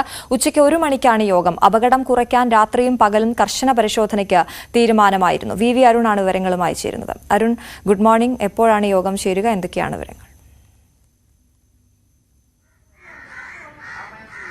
അശ്വതി, ഉച്ചയ്ക്കാണ് യോഗം. വളരെ പ്രധാനപ്പെട്ട യോഗമാണ് ചേരുന്നത്. സംസ്ഥാനം നമുക്കറിയാം ഒരു പരിഷ്കൃത സമൂഹത്തിന് നാണക്കേടാവുന്ന തരത്തിൽ അപകട പരമ്പരയാണ് സംസ്ഥാനത്തുണ്ടാവുന്നത്. പുറത്തേക്കിറങ്ങിയാൽ വീട്ടിലേക്ക് തിരികെ ചെല്ലും എന്ന് ഉറപ്പ് പറയാൻ കഴിയാത്ത അവസ്ഥയിലേക്ക് പല സ്ഥലങ്ങളും മാറുന്നു. തികച്ചും നിരപരാധികളായ വഴിയാത്രക്കാർ അപകടത്തിൽപ്പെടുന്നു, കാൽനട യാത്രക്കാർ അപകടത്തിൽപ്പെടുന്നു. അതുപോലെ തന്നെ പല സ്ഥലങ്ങളിലും അപകട നിരക്ക് വലിയ രീതിയിൽ വർദ്ധിക്കുന്നു. വലിയ ആശങ്കയിലാണ് പലപ്പോഴും റോഡ് ഇറങ്ങാൻ പോലും ആളുകൾ ഭയക്കുന്ന അവസ്ഥയിലേക്ക് സംസ്ഥാനത്തെ ഗതാഗത സംവിധാനങ്ങൾ മാറുന്നു, അല്ലെങ്കിൽ റോഡ് യാത്രകൾ അത്രയധികം ഭീതിതമാകുന്നു. ആ സാഹചര്യത്തിലാണ് ഇന്ന് വളരെ നിർണായകമായ യോഗം പോലീസ് വിളിച്ചു ചേർത്തിരിക്കുന്നത്. കൃത്യമായ പഠനങ്ങൾ എല്ലാ കാലങ്ങളിലും ഉണ്ടാകാറുണ്ട്. പക്ഷേ അതിൽ റോഡുകളുടെ അഭാഗമോ അല്ലെങ്കിൽ ഗതാഗത സംവിധാനങ്ങളിലെ പര്യാപ്തതയോ ഒക്കെ ഉണ്ടെങ്കിൽ പോലും അത് കൃത്യമായി പരിഹരിച്ചു പോകാൻ കഴിയുന്നില്ല എന്നാണ് സംസ്ഥാനത്ത് ഏറ്റവും പ്രധാനപ്പെട്ട പ്രശ്നം. വളരെ വേഗത്തിൽ സംസ്ഥാനത്ത് പുതിയ റോഡുകൾ വരുന്നു, അതിനനുസരിച്ച് അപകട നിരക്കും കൂടുന്നു. അതാണ് സംസ്ഥാന സർക്കാരിനെ വല്ലാതെ ആശങ്കയിലാക്കുന്നത്. ആ സാഹചര്യങ്ങൾ ചർച്ച ചെയ്യാൻ യോഗം ചേരുന്നു. പോലീസിന്റെ യോഗമാണ് ചേരുന്നത്. നേരത്തെ കഴിഞ്ഞ ദിവസം ഗതാഗത മന്ത്രിയൊക്കെ അപകട മേഖല, പാലക്കാട്ട് അപകട മേഖലകളൊക്കെ സന്ദർശിച്ച് കാര്യങ്ങൾ വിലയിരുത്തിയിരുന്നു. ഇന്ന് ഈ പോലീസിന്റെ യോഗം വളരെ നിർണായകമാണ്. ഏതൊക്കെ തരത്തിലാണ് ഈ നിയമം കർശനമായി നടപ്പാക്കാനും അതുപോലെ അപകടരഹിതമായി മാറ്റാൻ, നിരത്തുകളെ മാറ്റാൻ കഴിയുമെന്ന കാര്യത്തിൽ വളരെ നിർണായകമായ ചർച്ചകൾ ഇന്നത്തെ യോഗത്തിലുണ്ടാകും. ശരി, VV അരുണാണ് വിവരങ്ങൾ നൽകിയത്. ഉച്ചയ്ക്കാണ് യോഗം ചേരുക. മറ്റു വാർത്തകളിലേക്ക് എത്താം ഇടവേളയ്ക്ക് ശേഷം.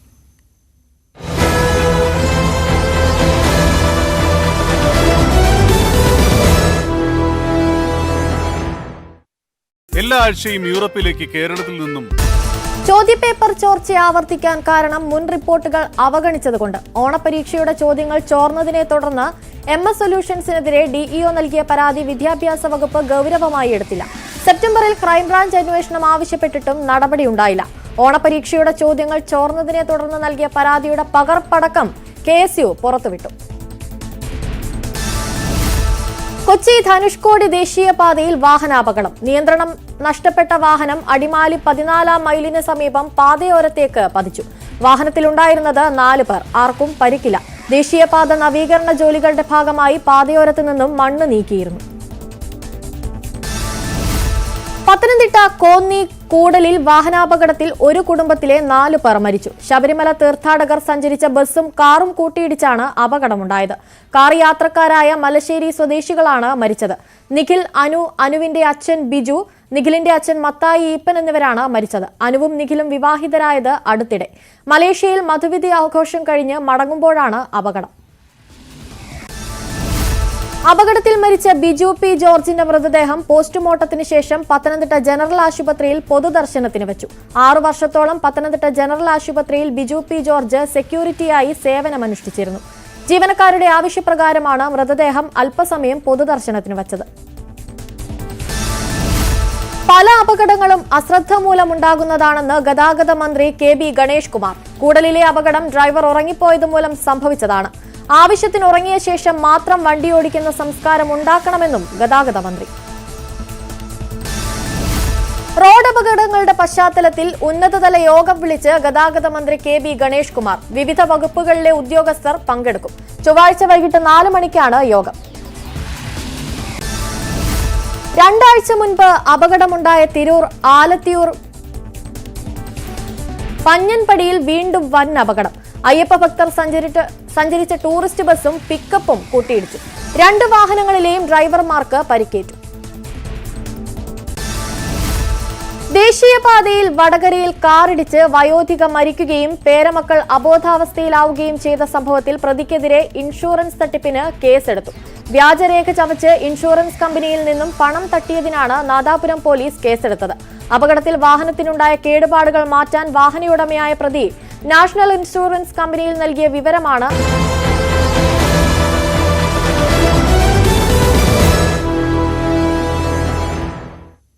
വീണ്ടും വാർത്തയിലേക്ക്. ഡാൻസ് ബാറിൽ ഗുണ്ടകളുടെ തമ്മിലടിയിൽ കേസെടുത്ത് പോലീസ്. ഓംപ്രകാശിന്റെയും എയർപോർട്ട് സാജന്റെയും സംഘാംഗങ്ങൾക്കെതിരെ തിരുവനന്തപുരം ഫോർട്ട് പോലീസാണ് കേസെടുത്തത്. ഓംപ്രകാശിന്റെ കൂട്ടാളികളായ 2 പേരെ കസ്റ്റഡിയിലെടുത്തു. വി അരുൺ വിവരങ്ങളുമായി ചേരുന്നു. അരുൺ, നമ്മളാണ് ന്യൂസ് 8-നാണ് ഈ ഗുണ്ടാത്തലവന്മാരുടെ തല്ല് റിപ്പോർട്ട് ചെയ്തത് ആദ്യം.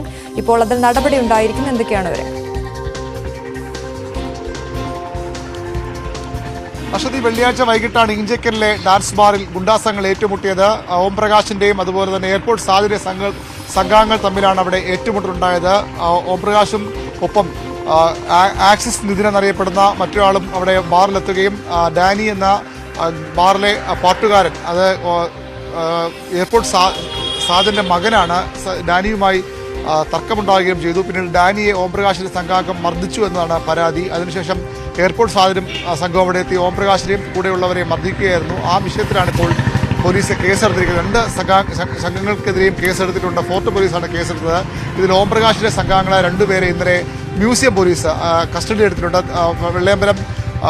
വെള്ളയമ്പലത്ത് അതുപോലെ തന്നെ ഫിലിം ഫെസ്റ്റ് നടക്കുന്ന വേദിക്ക് സമീപത്താണ് ഇവർ 2 പേരെ കസ്റ്റഡി എടുത്താണ് നമുക്ക് ലഭിക്കുന്ന സൂചന. ഇവർക്ക് ബാറിലെ സംഘർഷത്തിൽ പങ്കുണ്ടെന്ന കാര്യം വ്യക്തമല്ല. അവരെ പോലീസ് ചോദ്യം ചെയ്ത് വരികയാണ്. ഓംപ്രകാശിന്റെ സംഘാംഗങ്ങളാണ്. അതുണ്ടെങ്കിൽ അവരെ ആ കേസിൽ പ്രതി ചേർക്കും. ഏതായാലും 2 പേർ ഇപ്പോൾ കസ്റ്റഡിയിൽ ഉണ്ട്. 2 സംഘാംഗങ്ങൾക്കെതിരെ, ഓംപ്രകാശിന്റെയും എയർപോർട്ട് സംഘാംഗങ്ങൾക്കെതിരെ ഫോർട്ട് പോലീസ് കേസും ചാർജ് ചെയ്തിട്ടുണ്ട്. ശരി, വി അരുണാണ് വിവരങ്ങൾ നൽകിയത്.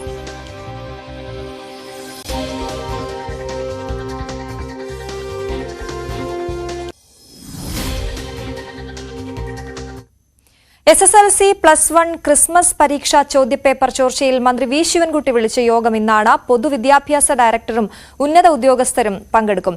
ചോദ്യപേപ്പർ ചോർച്ചയിൽ അധ്യാപകരുടെ പങ്ക് കണ്ടെത്താൻ വകുപ്പുതല അന്വേഷണം ഉൾപ്പെടെയുള്ളവയിൽ തീരുമാനമെടുക്കും. സംഭവത്തിൽ അന്വേഷണം തുടങ്ങിയ പോലീസ് ആരോപണം നേരിടുന്ന യൂട്യൂബ് ചാനലിന്റെ ഉള്ളടക്കം പരിശോധിച്ച ശേഷം ചോദ്യം ചെയ്യലടക്കമുള്ള നടപടികളിലേക്ക് കടക്കും. അതിനിടെ MS സൊല്യൂഷൻസ് യൂട്യൂബ് സ്ട്രീമിംഗ് നിർത്തിയിരിക്കുകയാണ്. MS അനീഷ് കുമാറാണ് വാർത്തയുടെ വിശദാംശങ്ങളുമായി ചേരുന്നത്. അനീഷ്, എന്തിനാണ് സാധ്യത? ഒരു വകുപ്പുതല അന്വേഷണത്തിനൊക്കെ സാധ്യതയുണ്ടല്ലേ?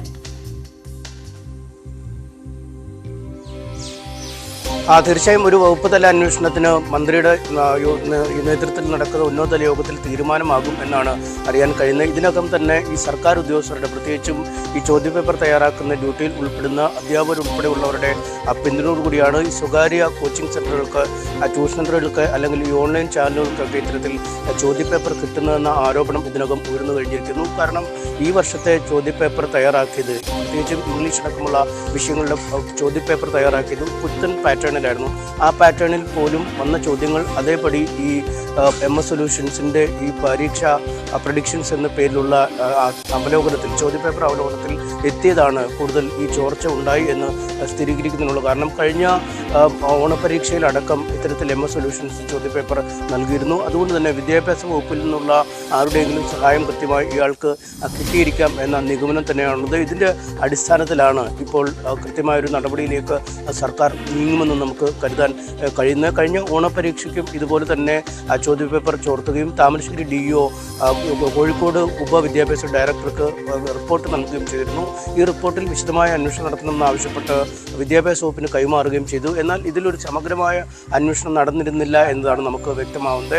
അതുകൊണ്ട് തന്നെയാണ് വീണ്ടും സമാനമായ രീതിയിൽ ഇതേ MS സൊല്യൂഷൻസ് തന്നെ ചോദ്യപേപ്പർ ചോർത്തുകയും ചെയ്തു. എന്തായാലും നിരവധി പരാതികളാണ് ഇതുമായി ബന്ധപ്പെട്ട് ഉയർന്നു വന്നിരിക്കുന്നത്. ഇപ്പോൾ കോഴിക്കോട് റൂറൽ പോലീസ് ഇതിനകം അന്വേഷണം ആരംഭിച്ചു. MS സൊല്യൂഷൻസിനെതിരെ അല്ലെങ്കിൽ ചോദ്യപേപ്പർ ചോർച്ചയുമായി ബന്ധപ്പെട്ട അന്വേഷണം ആരംഭിച്ചു എന്നാണ് നമുക്ക് മനസ്സിലാക്കാൻ കഴിയുന്നത്. ആദ്യം ചാനലിൻ്റെ ഉള്ളടക്കം പരിശോധിക്കും. ഈ പ്രഡിക്ഷൻസ് എന്ന പേരിൽ പുറത്തു വന്ന ഈ പരീക്ഷാ ചർച്ചയിൽ എന്തൊക്കെ ചോദ്യങ്ങളാണ് വന്നത്, ഇതേ ചോദ്യങ്ങൾ അതേപടി തന്നെ ചോദ്യപേപ്പറിൽ ആവർത്തിച്ചു എന്നതാവും ആദ്യം പരിശോധിക്കുക. ഈ പരിശോധനയ്ക്ക് ശേഷമാവും MS സൊല്യൂഷൻസിലെ ജീവനക്കാരുടെ മൊഴിയെടുക്കുന്ന അടക്കമുള്ള നടപടിക്രമങ്ങളിലേക്ക് നീങ്ങുക. എന്തായാലും MS സൊല്യൂഷൻസ് ഇന്നലെ മുതൽ തന്നെ പൂട്ടിക്കിടക്കുന്ന ഒരവസ്ഥയാണ്. ഇന്നലെ രാത്രി ഈ സൊല്യൂഷൻസിൻ്റെ ഉടമ ഷുഹൈബ് അവരുടെ വീഡിയോ ഒരെണ്ണം പുതുതായി പോസ്റ്റ് ചെയ്തിരുന്നു. അതിൽ പറയുന്നത് ഈ അന്വേഷണം പുരോഗമിക്കുന്ന സാഹചര്യത്തിൽ താൽക്കാലികമായി വീഡിയോകൾ സ്ട്രീം ചെയ്യുന്നത് നിർത്തിവെക്കുന്നു എന്നാണ് അവർ അറിയിച്ചിരിക്കുന്നത്. എന്തുകൊണ്ട് MS സൊല്യൂഷൻസിനെതിരെ മാത്രം അന്വേഷണം, അല്ലെങ്കിൽ എന്തുകൊണ്ട് തങ്ങൾക്കെതിരെ മാത്രം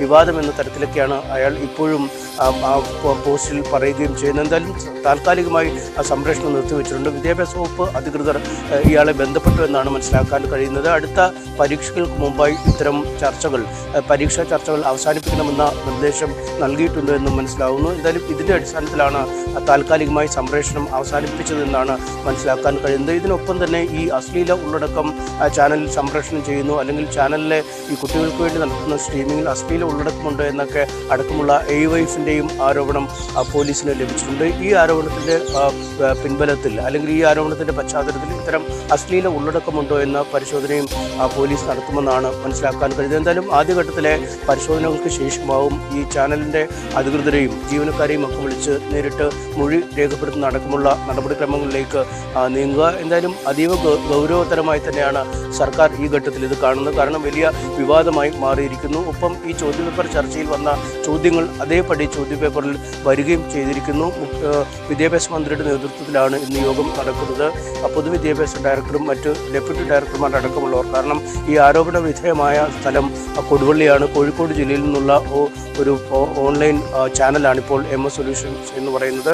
ഒപ്പം മുമ്പും ഇത്തരത്തിൽ സമാനമായ രീതിയിൽ തന്നെ ചോർച്ച ആരോപണം മറ്റു നിരവധി ഓൺലൈൻ ചാനലുകൾക്കെതിരെ ഉയർന്നിരുന്നു. ഇത്തരം സ്ഥാപനങ്ങളിൽ പലയിടങ്ങളിലും പരിചയസമ്പന്നരായ അധ്യാപകർ, സർക്കാർ അധ്യാപകർ തന്നെ ജോലി ചെയ്യുന്നുവെന്ന വിവരങ്ങളടക്കം പുറത്തു വരുന്ന ഒരു സാഹചര്യമുണ്ട്. അതുകൊണ്ട് ഇക്കാര്യത്തെക്കുറിച്ചുള്ള ഗൗരവമായ ചർച്ചകൾ ഇന്നത്തെ യോഗത്തിൽ നടക്കുമെന്ന് നമുക്ക് കരുതാം. അശ്വതി.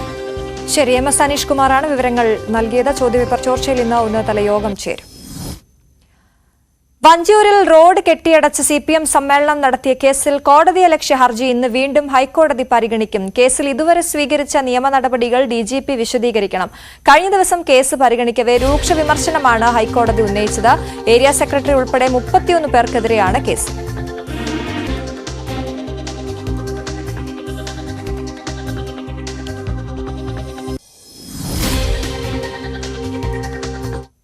നടിയെ ആക്രമിച്ച കേസിൽ വിചാരണ തുറന്ന കോടതിയിൽ വേണമെന്ന അതിജീവിതയുടെ ഹർജി ഇന്ന് വീണ്ടും പരിഗണിക്കും.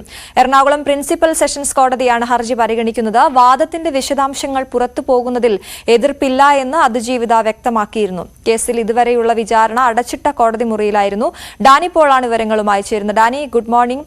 അതിജീവിതയുടെ ആവശ്യം, അത് പരിഗണിക്കാനുള്ള സാധ്യത, അത് എത്രത്തോളമാണ്? വിവരങ്ങൾ.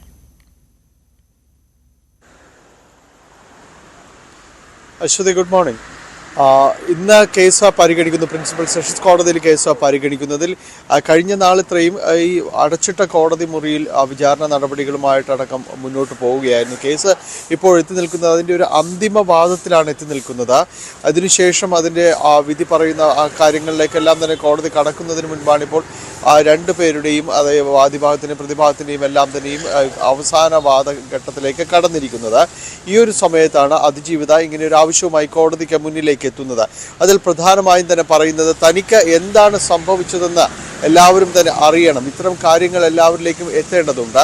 ഒപ്പം തന്നെയും തനിക്കെതിരെയും പല കോണിൽ നിന്ന് ആക്ഷേപങ്ങളും അധിക്ഷേപങ്ങളും വരുന്നതും അവർ ചൂണ്ടിക്കാണിക്കുന്നുണ്ട്. അതിനെതിരെയും അവർ കോടതിയെ സമീപിച്ചിട്ടുമുണ്ട്. അപ്പോൾ ഈ കാര്യങ്ങളെല്ലാം തന്നെ കോടതി മുറികളിൽ നടക്കുന്നു. കോടതിയിൽ എന്ത് നടക്കുന്നു എന്നത് എല്ലാവരും തന്നെ അറിയട്ടെ എന്ന് അവർ ചൂണ്ടിക്കാണിക്കുന്നു. ഒപ്പം തനിക്കെതിരെ നടക്കുന്ന അധിക്ഷേപങ്ങളും കുറ്റപ്പെടുത്തലുകളും അതിൻ്റെ വസ്തുതകൾ, യഥാർത്ഥ വസ്തുതകൾ, അവിടെ എന്താണ് തനിക്ക് പറയുവാനുള്ളത് എന്നതടക്കമുള്ള കാര്യങ്ങൾ ഇത് തുറന്ന കോടതിയിലാവണം അത്തരം കാര്യങ്ങൾ നടക്കേണ്ടത്. അതെല്ലാവർക്കും തന്നെ അത് സ്വീകാര്യമാകണം. അതിൽ മാധ്യമങ്ങൾ അറിയണം.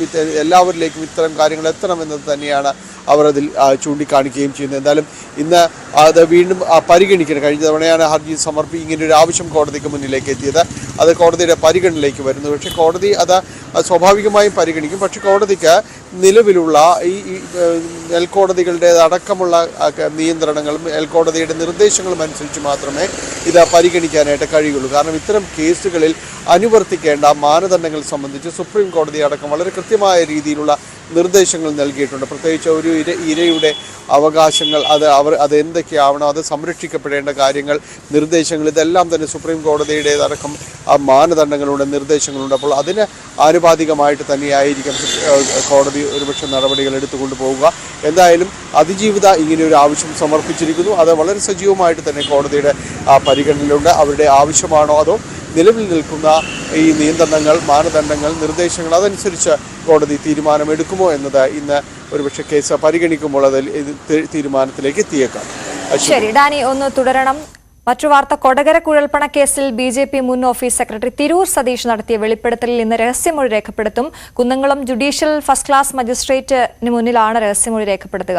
2021 നിയമസഭാ തെരഞ്ഞെടുപ്പ് സമയത്ത് തൃശൂരിലെ BJP ജില്ലാ കമ്മിറ്റി ഓഫീസിൽ 4 ചാക്കുകളിലായി 9 കോടി കുഴൽപ്പണം എത്തിച്ചെന്നായിരുന്നു തിരൂർ സതീഷിന്റെ വെളിപ്പെടുത്തൽ. ഡാനി, ഒരു രാഷ്ട്രീയത്തിൽ വലിയ വിവാദമുണ്ടാക്കിയ ഒരു വെളിപ്പെടുത്തലായിരുന്നു. BJP വലിയ പ്രതിരോധത്തിലായിരുന്ന പ്രതിസന്ധിയിലായിരുന്ന വെളിപ്പെടുത്തലൊക്കെ ആയിരുന്നു. ഇന്നിപ്പോൾ അതിന്റെ രഹസ്യമൊഴി രേഖപ്പെടുത്തുമെന്ന് പറയുമ്പോൾ നടപടിക്രമങ്ങൾ എങ്ങനെയായിരിക്കും, എന്തൊക്കെയാണ് വിവരങ്ങൾ?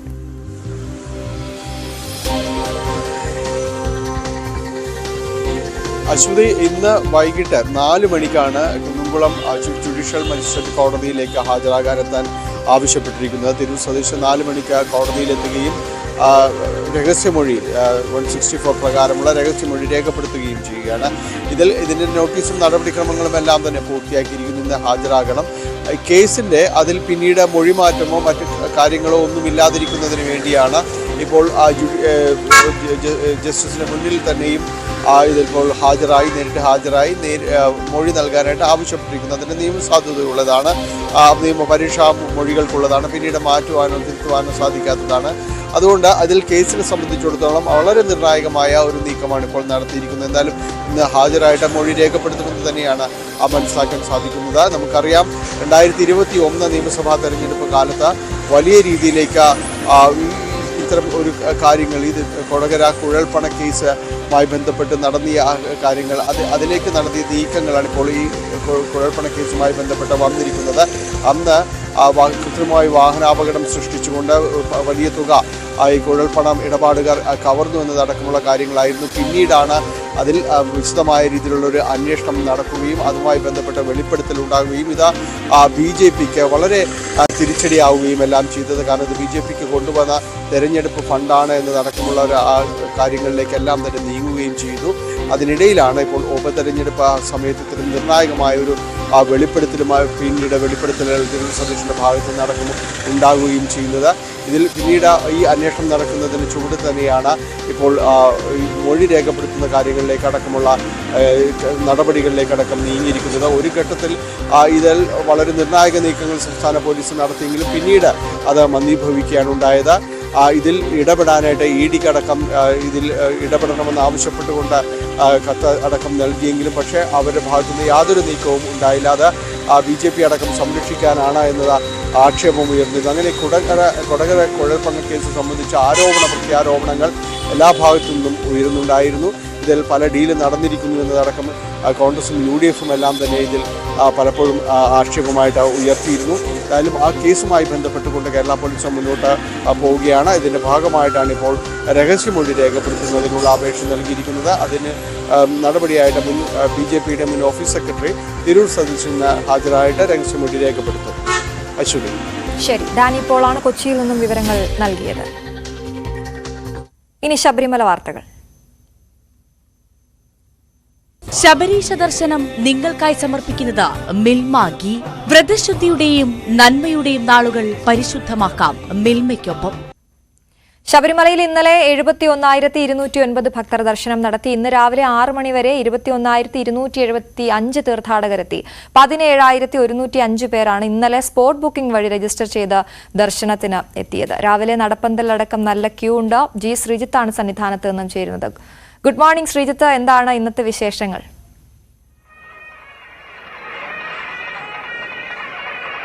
പതിവ് തിരക്ക് സന്നിധാനത്ത് തുടരുന്നു. ഇന്നലെ നമ്മൾ ഉച്ച സമയത്തൊക്കെ നോക്കുമ്പോൾ ഇവിടെ കാലിയായിരുന്നു, അതായത് വലിയ നടപ്പന്തൽ കാലിയായിരുന്നു, ഒറ്റ വരി മാത്രമായിരുന്നു ഉണ്ടായിരുന്നത്. പക്ഷേ പിന്നീട് വലിയ തിരക്കുണ്ടാകുന്നു. വൈകുന്നേരത്തോടുകൂടി അത് 75,000 പിന്നിട്ട് പോകുന്നു. അതായത് സാധാരണ ഒരു ഞായറാഴ്ച അത്രയും വലിയ തിരക്ക് ഉണ്ടാകാറില്ല. 62,000 ഒക്കെ വരെ കുറഞ്ഞ സാഹചര്യം ഉണ്ടായിരുന്നു. എന്തായാലും ഇന്നിപ്പോ നോക്കിയാൽ നല്ല തിരക്ക് രാവിലെ കാണാം. ഉഷപൂജ കഴിഞ്ഞ് ഇവിടെ ദർശനത്തിനായി നട തുറന്നു നിൽക്കുന്ന സാഹചര്യമാണ് നമുക്ക് കാണാൻ സാധിക്കുന്നത്. അതുകൊണ്ട് തന്നെ നട തുറന്നതിന്റെ ഒരു വലിയ സന്തോഷം, അതായത് ശരണം വിളികളാൽ അവർ വലിയ ഭക്തരെല്ലാവരും ദർശനത്തിന് വേണ്ടിയുള്ള ഒരു തിരക്കിലേക്ക് പോകുന്ന കാഴ്ചയാണ് ഇപ്പോൾ നമുക്ക് കാണാൻ സാധിക്കുന്നത്. നല്ല തിരക്കുണ്ട്. ഫ്ലൈ ഓവർ നിറഞ്ഞ് നിൽക്കുന്ന കാഴ്ചയാണ് നമുക്ക് ഇവിടെ ഉള്ളത്. അതായത് സാധാരണഗതിയിൽ ഫ്ലൈ ഓവർ നിറഞ്ഞങ്ങനെ നിൽക്കാറില്ല. ഈ കഴിഞ്ഞ കുറെ നേരമായി ദർശനത്തിന് അല്പം, അതായത് നട അടച്ചിരുന്നതിനാൽ അല്പം ദർശനം തടസ്സപ്പെട്ടിരുന്നു. പിന്നീട് ശീവേലി ഉൾപ്പെടെ കഴിഞ്ഞ ശേഷമാണ് ഇപ്പോൾ വീണ്ടും പൂജ നടത്തി നട തുറന്നത്. അതാണ് ഇപ്പോൾ ആ ഒരു എന്താ പറയുക, അതിന്റെ ഒരു സമയമാണ് ഇപ്പോൾ കഴിഞ്ഞിട്ടുള്ളത്. ഇനിയിപ്പോ വൈകാതെയുള്ളത് ഈ എന്താ പറയുക, മണ്ഡല പൂജയ്ക്ക് വേണ്ടിയുള്ള ഒരുക്കങ്ങളും മറ്റും സന്നിധാനത്ത് പതുക്കെ തുടരുകയാണ്. ദേവസ്വം ബോർഡ് പ്രസിഡന്റ് അടക്കമുള്ളവർ ഇപ്പോൾ തന്നെ സന്നിധാനത്തുണ്ട്. പുതിയ പോലീസ് ബാച്ച് ഇന്നു മുതൽ, പുതിയ പോലീസ് ഉദ്യോഗസ്ഥരാണ്, പുതിയ ബാച്ചാണ് ഇന്നു മുതൽ ഇവിടെ തുടരുന്നത്. എന്തായാലും വലിയ തിരക്ക് തുടരുന്നു എന്ന അത് തന്നെയാണ് നമുക്ക് ഈ സന്നിധാനത്ത് ഇന്നും കാണാൻ സാധിക്കുന്നത്. സാധാരണഗതിയിൽ ഒരു സമീപ ദിവസങ്ങളിൽ മിനിയാന്ന് 80,000-ഓളം ഭക്തർ എത്തിയിരുന്നു. ഒരുപക്ഷെ തിങ്കളാഴ്ച ദിവസങ്ങളിൽ നല്ല തിരക്കുണ്ടാകാറുണ്ട്. അത് തന്നെ കാണുന്ന നിലയിലാണ്. അങ്ങനെ ഒരു കാഴ്ച തന്നെയാണ് ഇന്ന് രാവിലെയും ഈ ആദ്യ മണിക്കൂറുകളിലും കാണാനുള്ളത്. അശ്വതി. ശരി, സന്നിധാനത്ത് നിന്നും ജി ശ്രീജിത്താണ് വിവരങ്ങൾ നൽകിയത്. ശബരിമലയിലെത്തുന്ന VIP-കൾക്ക് പ്രത്യേക പരിഗണന നൽകാതിരിക്കാനാകില്ലെന്ന് ദേവസ്വം ബോർഡ്. സുപ്രീംകോടതി ജഡ്ജിമാർ ഉൾപ്പെടെയുള്ളവർ എത്തുമ്പോൾ ദർശനത്തിന് പ്രത്യേക സൗകര്യം ഒരുക്കി നൽകേണ്ടി വരും. ഭക്തരുടെ ദർശനം തടസ്സപ്പെടുത്താതെ ഇതിനുള്ള ക്രമീകരണം ഒരുക്കുകയാണ് ബോർഡ് ചെയ്യുന്നതെന്ന് പ്രസിഡന്റ് PS പ്രശാന്ത് വ്യക്തമാക്കി. നടൻ ദിലീപിന് നൽകിയ പ്രത്യേക പരിഗണനയോടെയാണ് ശബരിമലയിലെ VIP ദർശനം വീണ്ടും ചർച്ചയായത്. ഭക്തരുടെ ദർശനം തടസ്സപ്പെടുത്തി താരത്തിന് സൗകര്യമൊരുക്കിയത് ഹൈക്കോടതി ചോദ്യം ചെയ്തിരുന്നു. ഓരോ ദിവസവും നിരവധി പ്രമുഖരാണ് സന്നിധാനത്തെത്തുന്നത്. സുപ്രീം കോടതി ജഡ്ജിമാർ മുതൽ വിവിധ സംസ്ഥാനങ്ങളിൽ നിന്നുള്ള മന്ത്രിമാർ, രാഷ്ട്രീയ നേതാക്കൾ, താരങ്ങൾ തുടങ്ങിയവരും സന്നിധാനത്തെത്തുന്നുണ്ട്. ഇവർക്ക് പ്രത്യേക പരിഗണന നൽകാതിരിക്കാനാകില്ലെന്നാണ് ബോർഡിന്റെ നിലപാട്. സുപ്രീം കോടതി ജഡ്ജിമാർ വരുന്നുണ്ട്, ഹൈക്കോടതിയിലെ ജഡ്ജിമാർ വരുന്നുണ്ട്, മന്ത്രിമാർ വരുന്നുണ്ട്, MLA-മാർ വരുന്നുണ്ട്, രാഷ്ട്രീയ രംഗത്തെ അല്ലെങ്കിൽ സെലിബ്രിറ്റികൾ, അങ്ങനെ ഒരുപാട് പേര് വരും. മറ്റ് ഇന്ത്യയിലെ മറ്റ് അമ്പലങ്ങളിൽ ഉള്ളതുപോലെ തന്നെ ചില പ്രോട്ടോകോൾ ക്രമീകരണങ്ങൾ ഇവിടെയും വേണ്ടിവരും. പക്ഷെ അത് ഒരു ഭക്തജനങ്ങൾക്ക് പോലും ബുദ്ധിമുട്ടില്ലാത്ത തരത്തിലായിരിക്കും. തമിഴ്നാട് മന്ത്രി PK ശേഖർ ബാബു ഇന്നലെ രാത്രി സന്നിധാനത്ത് ദർശനം നടത്തി. സുപ്രീം കോടതി ജഡ്ജി രാജേഷ് ബിന്ദൽ വെള്ളിയാഴ്ച വൈകുന്നേരമാണ് സന്നിധാനത്ത് ദർശനം നടത്തിയത്. മറ്റു ഭക്തരുടെ ദർശനം തടസ്സപ്പെടുത്താതെയായിരുന്നു ഇവർക്കുള്ള ക്രമീകരണം ഏർപ്പെടുത്തിയത്. വരും ദിവസങ്ങളിലും കൂടുതൽ VIP-കൾ സന്നിധാനത്തെത്തുമെന്നാണ് വിവരം. ദിലീപ് വിഷയത്തിൽ ഹൈക്കോടതി അന്തിമമായി എന്ത് തീരുമാനമെടുക്കുമെന്ന് കാത്തിരിക്കുകയാണ് തിരുവിതാംകൂർ ദേവസ്വം ബോർഡ്. അരുൺ പാലോടിനൊപ്പം ജി ശ്രീജിത്ത്, News 18 സന്നിധാനം. പമ്പ നിലയ്ക്കൽ പാതയിൽ നിലയുറപ്പിച്ച് കാട്ടുകൊമ്പൻ. തീർത്ഥാടകരുടെ വാഹനങ്ങൾക്ക് സമീപം വരെ കൊമ്പൻ എത്തി വാഹനങ്ങൾ ഒതുക്കി നൽകിയതോടെ ആന കാട് കയറി. രാവിലെ 7 മണിയോടെയാണ് കാട്ടാന ഇറങ്ങിയത്. ശബരീശ ദർശനം നിങ്ങൾക്കായി സമർപ്പിച്ചത് മിൽമാഗി. വ്രതശുദ്ധിയുടെയും നന്മയുടെയും നാളുകൾ പരിശുദ്ധമാക്കാം മിൽമയ്ക്കൊപ്പം. ഇടുക്കി മാങ്കുളം ആനക്കുളത്ത് കാട്ടാനയെ അവശനിലയിൽ കണ്ടെത്തി. ആനയുടെ വലത് മുൻകാലിന് അസുഖം ബാധിച്ചിട്ടുണ്ടാകാം എന്നാണ് അധികൃതരുടെ നിഗമനം. പിടിയാനയാണ് അവശനിലയിൽ കണ്ടത്. വനംവകുപ്പ് ഉദ്യോഗസ്ഥരും വെറ്റിനറി ഡോക്ടറും ആനയെ നിരീക്ഷിച്ചു വരികയാണ്.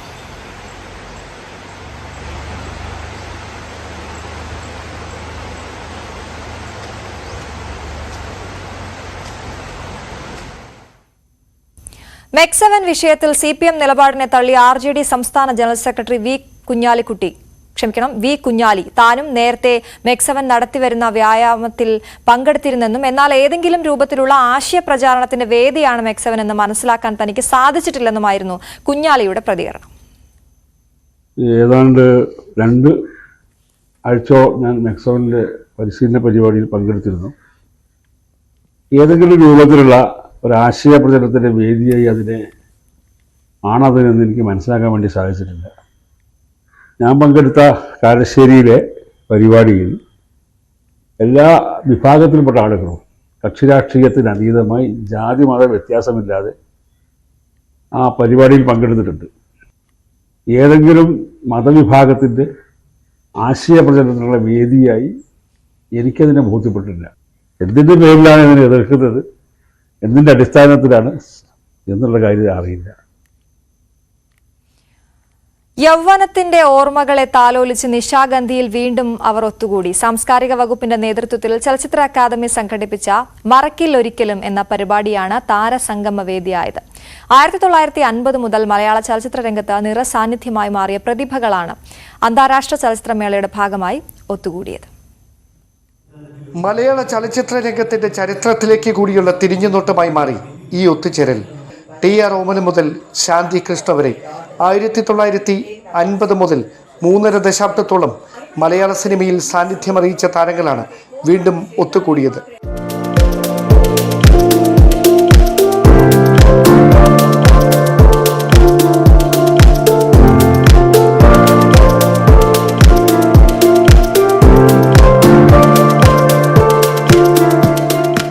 ചലച്ചിത്രമേളയുടെ ഭാഗമായി പഴയകാല സ്മരണകളിൽ ഒഴിച്ചുകൂടാനാകാത്ത 21 അഭിനേത്രികൾ നിശാഗന്ധിയിലെ വേദിയിൽ ഒത്തുചേർന്നു.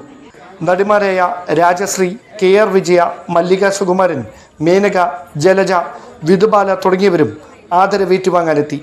ഇങ്ങനെയൊരു കൂടിച്ചേരൽ സാധ്യമാക്കാനായതിന്റെ സന്തോഷം ചലച്ചിത്ര അക്കാദമി ചെയർമാൻ പ്രേംകുമാറും പങ്കുവച്ചു.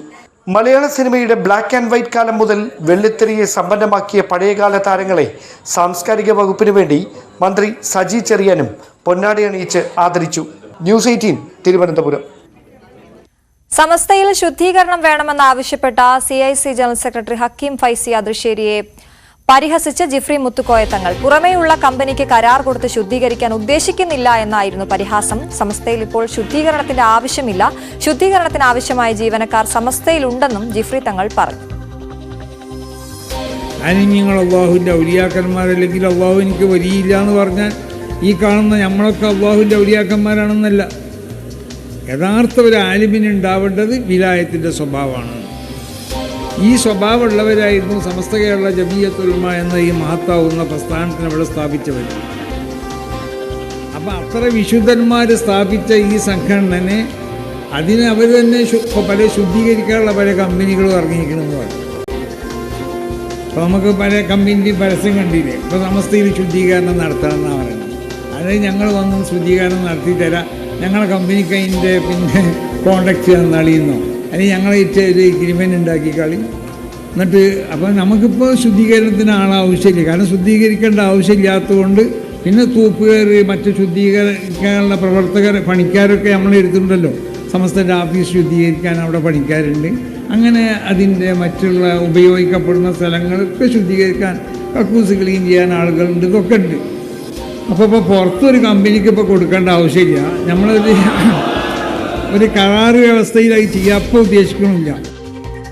വിവരങ്ങളുമായി CV അനുമോദാണ് ചേരുന്നത്. Anumod, good morning. ഏത് സാഹചര്യത്തിലായിരുന്നു ജിഫ്രി തങ്ങളുടെ മറുപടി? അശ്വതി, നമുക്കറിയാം CICയുടെ ജനറൽ സെക്രട്ടറി ഹക്കീം ഫൈസി അദ്രിശ്ശേരി കഴിഞ്ഞ ദിവസം മലപ്പുറത്ത് നടത്തിയ വാർത്താ സമ്മേളനത്തിൽ സമസ്തയിൽ ശുദ്ധീകരണം ആവശ്യമാണെന്ന് പ്രസ്താവിച്ചിരുന്നു. സമസ്തയിലെ പഴഞ്ചൻ കാഴ്ചപ്പാടുകൾ മാറ്റേണ്ടതുണ്ട്, അതിന് ഒരു ശുദ്ധീകരണം നടത്തേണ്ടതുണ്ടെന്ന് അദ്ദേഹം ആവശ്യപ്പെട്ടിരുന്നു. എന്നാൽ അതിനുള്ള ഒരു വിശദമായ മറുപടിയായിട്ടാണ് മൈസൂരിൽ നടത്തുന്ന സമ്മേളനത്തിൽ സമസ്ത അധ്യക്ഷൻ ജിഫ്രി മുത്തുക്കോയ തങ്ങൾ തന്നെ രംഗത്തെത്തിയത്. സമസ്തയിൽ ശുദ്ധീകരണത്തിന്റെ ആവശ്യമില്ല, ശുദ്ധീകരിക്കാനുള്ള സംവിധാനം ഇവിടെ തന്നെയുണ്ട്, പുറത്തുനിന്നും ആരും ശുദ്ധീകരിക്കാൻ എത്തേണ്ടതില്ല തുടങ്ങി വളരെ പരിഹാസത്തോടെയാണ് അദ്ദേഹം അദ്രിശ്ശേരിയുടെ പ്രസ്താവനയ്ക്കുള്ള മറുപടി നൽകിയത്. അതെങ്കിലും സമസ്തയുടെ നിശ്ചിതമായിട്ടുള്ള രൂക്ഷമായ ഭാഷയായിട്ടുള്ള മറുപടിയായിട്ട് തന്നെ വേണം CICയുടെ ഈ നിലപാടിലുള്ള സമസ്തയുടെ പ്രതികരണത്തെ കാണുവാൻ. ശരി, CV അനുമോദാണ് വിവരങ്ങൾ നൽകിയത്.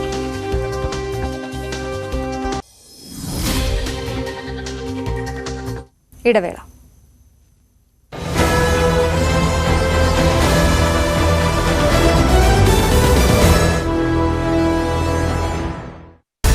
ചോദ്യപേപ്പർ ചോർച്ച ആവർത്തിക്കാൻ കാരണം മുൻ റിപ്പോർട്ടുകൾ അവഗണിച്ചതുകൊണ്ട്. ഓണപരീക്ഷയുടെ ചോദ്യങ്ങൾ ചോർന്നതിനെ തുടർന്ന് MS സൊല്യൂഷൻസിനെതിരെ DEO നൽകിയ പരാതി വിദ്യാഭ്യാസ വകുപ്പ് ഗൗരവമായി എടുത്തില്ല. സെപ്റ്റംബറിൽ ക്രൈംബ്രാഞ്ച് അന്വേഷണം ആവശ്യപ്പെട്ടിട്ടും നടപടിയുണ്ടായില്ല. ഓണപരീക്ഷയുടെ ചോദ്യങ്ങൾ ചോർന്നതിനെ തുടർന്ന് നൽകിയ പരാതിയുടെ പകർപ്പടക്കം KSU പുറത്തുവിട്ടു. കൊച്ചി ധനുഷ്കോടി ദേശീയപാതയിൽ വാഹനാപകടം. നിയന്ത്രണം നഷ്ടപ്പെട്ട വാഹനം അടിമാലി 14-ാം മൈലിന് സമീപം പാതയോരത്തേക്ക് പതിച്ചു. വാഹനത്തിലുണ്ടായിരുന്നത് 4 പേർ. ആർക്കും പരിക്കില്ല. ദേശീയപാത നവീകരണ ജോലികളുടെ ഭാഗമായി പാതയോരത്ത് നിന്നും മണ്ണ് നീക്കിയിരുന്നു. പത്തനംതിട്ട കോന്നി കൂടലിൽ വാഹനാപകടത്തിൽ ഒരു കുടുംബത്തിലെ 4 പേർ മരിച്ചു. ശബരിമല തീർത്ഥാടകർ സഞ്ചരിച്ച ബസ്സും കാറും കൂട്ടിയിടിച്ചാണ് അപകടമുണ്ടായത്. കാർ യാത്രക്കാരായ മലശ്ശേരി സ്വദേശികളാണ് മരിച്ചത്. നിഖിൽ, അനുവിന്റെ അച്ഛൻ ബിജു, നിഖിലിന്റെ അച്ഛൻ മത്തായി ഈപ്പൻ എന്നിവരാണ് മരിച്ചത്. അനുവും നിഖിലും വിവാഹിതരായത് അടുത്തിടെ. മലേഷ്യയിൽ മധുവിധി ആഘോഷം കഴിഞ്ഞ് മടങ്ങുമ്പോഴാണ് അപകടം. അപകടത്തിൽ മരിച്ച ബിജു പി ജോർജിന്റെ മൃതദേഹം പോസ്റ്റ്മോർട്ടത്തിന് ശേഷം പത്തനംതിട്ട ജനറൽ ആശുപത്രിയിൽ പൊതുദർശനത്തിന് വെച്ചു. 6 വർഷത്തോളം പത്തനംതിട്ട ജനറൽ ആശുപത്രിയിൽ ബിജു പി ജോർജ് സെക്യൂരിറ്റിയായി സേവനമനുഷ്ഠിച്ചിരുന്നു. ജീവനക്കാരുടെ ആവശ്യപ്രകാരമാണ് മൃതദേഹം അല്പസമയം പൊതുദർശനത്തിന് വച്ചത്. പല അപകടങ്ങളും അശ്രദ്ധ മൂലമുണ്ടാകുന്നതാണെന്ന് ഗതാഗത മന്ത്രി KB ഗണേഷ് കുമാർ. കൂടലിലെ അപകടം ഡ്രൈവർ ഉറങ്ങിപ്പോയത് മൂലം സംഭവിച്ചതാണ്. ആവശ്യത്തിന് ഉറങ്ങിയ ശേഷം മാത്രം വണ്ടിയോടിക്കുന്ന സംസ്കാരം ഉണ്ടാക്കണമെന്നും ഗതാഗത മന്ത്രി. റോഡ് അപകടങ്ങളുടെ പശ്ചാത്തലത്തിൽ ഉന്നതതല യോഗം വിളിച്ച് ഗതാഗത മന്ത്രി KB ഗണേഷ് കുമാർ. വിവിധ വകുപ്പുകളിലെ ഉദ്യോഗസ്ഥർ പങ്കെടുക്കും. ചൊവ്വാഴ്ച വൈകിട്ട് 4 മണിക്കാണ് യോഗം. 2 ആഴ്ച മുൻപ് അപകടമുണ്ടായ തിരൂർ ആലത്തിയൂർ പഞ്ഞൻപടിയിൽ വീണ്ടും വൻ അപകടം. അയ്യപ്പ ഭക്തർ സഞ്ചരിച്ച ടൂറിസ്റ്റ് ബസും പിക്കപ്പും കൂട്ടിയിടിച്ചു. 2 വാഹനങ്ങളിലെയും ഡ്രൈവർമാർക്ക് പരിക്കേറ്റു. ദേശീയപാതയിൽ വടകരയിൽ കാറിടിച്ച് വയോധിക മരിക്കുകയും പേരമക്കൾ അബോധാവസ്ഥയിലാവുകയും ചെയ്ത സംഭവത്തിൽ പ്രതിക്കെതിരെ ഇൻഷുറൻസ് തട്ടിപ്പിന് കേസെടുത്തു. വ്യാജരേഖ ചമച്ച് ഇൻഷുറൻസ് കമ്പനിയിൽ നിന്ന്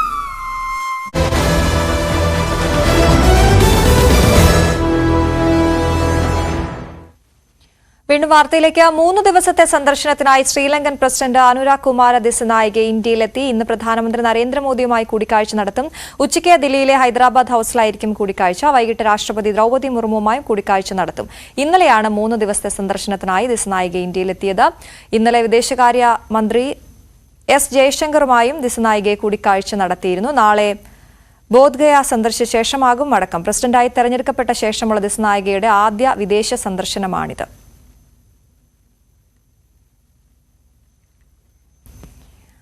ഒരു രാജ്യം ഒരു തെരഞ്ഞെടുപ്പ് ബില്ലുകൾ നാളെ ലോക്സഭയിൽ അവതരിപ്പിക്കും. ഇന്ന് ബില്ല് അവതരിപ്പിക്കാനായിരുന്നു തീരുമാനമെങ്കിലും പിന്നീട് അത് മാറ്റുകയായിരുന്നു. 2 ബില്ലുകളാണ് നാളെ ലോക്സഭയിൽ എത്തുന്നത്. ബില്ലിന്റെ പകർപ്പ് നേരത്തെ MP-മാർക്ക് നൽകിയിരുന്നു. മനു ഭരത് വിവരങ്ങളുമായി ചേരുന്നു. മനു, വിശദാംശങ്ങൾ. അശ്വതി, BJP അവരുടെ പ്രകടന പത്രികയിൽ ഈ 2024 തെരഞ്ഞെടുപ്പുമായി ബന്ധപ്പെട്ട് ഇറക്കിയ പ്രകടന പത്രികയിൽ ആണ് ഈ ഒരു ഉറപ്പ് നൽകിയിരിക്കുന്നത്. ഒരു രാജ്യം ഒരു തിരഞ്ഞെടുപ്പ് എന്ന തരത്തിലേക്കാണ് BJP ആ ഒരു നിയമം കൊണ്ടുവരും എന്നായിരുന്നു ഉറപ്പ്. ഏതായാലും ബില്ല് ഇന്ന് ലോക്സഭയിൽ എത്തും എന്നാണ് വ്യക്തമായിരുന്നത്. ഏതായാലും അമിത്ഷാ ഇല്ലാത്തത് കൊണ്ടാണ് ബില്ല് ഇന്ന് വരാത്തത് എന്ന ഒരു വാദവും പ്രചരിക്കുന്നുണ്ട്. പക്ഷേ നാളെ ഈ ബില്ല് ലോക്സഭ പരിഗണനയ്ക്കെടുക്കും. ഇന്ന് മറ്റ് 2 സുപ്രധാന ബില്ലുകളാണ് ലോക്സഭ പരിഗണനയ്ക്കെടുക്കുന്നത്. ഒന്ന് readjustment of representation of scheduled tribes in the assembly of Goa ആണ് ഒരു ബില്ല്. മറ്റൊന്ന് അപ്രോപ്രിയേഷൻ ബില്ലാണ്. ഈ 2 ബില്ലുകളാണ് ഇന്ന് ലോക്സഭ പരിഗണിക്കുന്നത്. അതേസമയം നാളെ ഒരു രാജ്യം ഒരു തെരഞ്ഞെടുപ്പുമായി ബന്ധപ്പെട്ട 129 അമെൻമെൻറ്റ് ബിൽ നാളെ 2004 നാളെ ലോക്സഭയിലെത്തും. ഒപ്പം തന്നെ ഈ കേന്ദ്രഭരണ പ്രദേശങ്ങളുടെ തെരഞ്ഞെടുപ്പിനെ ബാധിക്കുന്ന യൂണിയൻ ടെറിട്ടറീസ് ബിൽ 2024 നാളെ ലോക്സഭയിലെത്തും. ഈ 2 ബില്ലുകൾ വളരെ ഈ ഒരു രാജ്യം ഒരു തെരഞ്ഞെടുപ്പ് എന്ന നയത്തിലേക്ക് വരുന്നതിന് വളരെ സുപ്രധാനമാണ്. അത് ലോക്സഭയിലേക്കും അതുപോലെ തന്നെ നിയമസഭകളിലേക്കും തെരഞ്ഞെടുപ്പ് ഒരുമിച്ച് നടത്തുന്നതുമായി ബന്ധപ്പെട്ട നിയമനിർമ്മാണങ്ങൾക്ക് വഴിവെക്കും. അതോടൊപ്പം തന്നെ ചില ഭരണഘടനാ ഭേദഗതികൾ വേണം. ഇതിൽ ആദ്യത്തെ ബില്ലിന് ഈ 3/2 ഭൂരിപക്ഷം ഉറപ്പാക്കാൻ സർക്കാർ നിർബന്ധിതരാണ്. രണ്ടാമത്തെ ബില്ല് കേവല ഭൂരിപക്ഷം മതി. ആദ്യത്തെ ബില്ലിന് ഭരണഘടനാ ഭേദഗതി അനിവാര്യമാണ്. അതുകൊണ്ട് തന്നെ 3/2 ഭൂരിപക്ഷം വേണം. ഒരു സമവായത്തിനാണ് സർക്കാർ ശ്രമിക്കുന്നത്.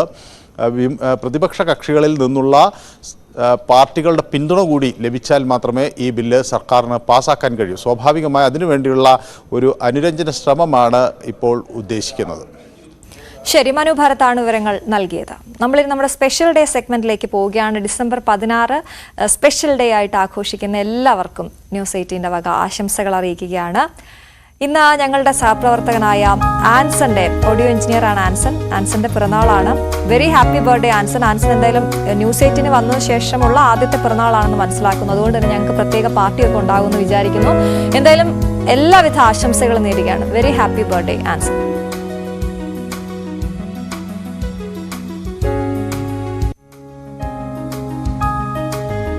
ഞങ്ങളുടെ സഹപ്രവർത്തകൻ അരുണിന്റെയും അജീഷ്മയുടെയും വെഡിങ് ആനിവേഴ്സറിയാണ്. 6ാമത്തെ വെഡിങ് ആനിവേഴ്സറിയാണ്. അടിപൊളിയായിട്ട് മുന്നോട്ട് പോകട്ടെ ജീവിതം. എല്ലാ സന്തോഷങ്ങളും ഉണ്ടാകട്ടെ. Arun and Ajeeshma, very happy anniversary to U.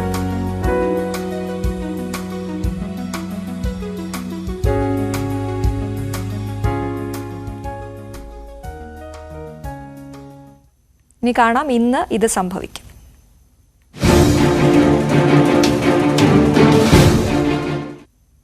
വാഹനാപകടങ്ങളിൽ ഇന്ന് യോഗം വിളിച്ച ADGP ക്രമസമാധാന ചുമതലയുള്ള ADGP മനോജ് എബ്രഹാമാണ് യോഗം വിളിച്ചത്. റേഞ്ച് IG-മാരും SP-മാരും കമ്മീഷണർമാരും യോഗത്തിൽ പങ്കെടുക്കും.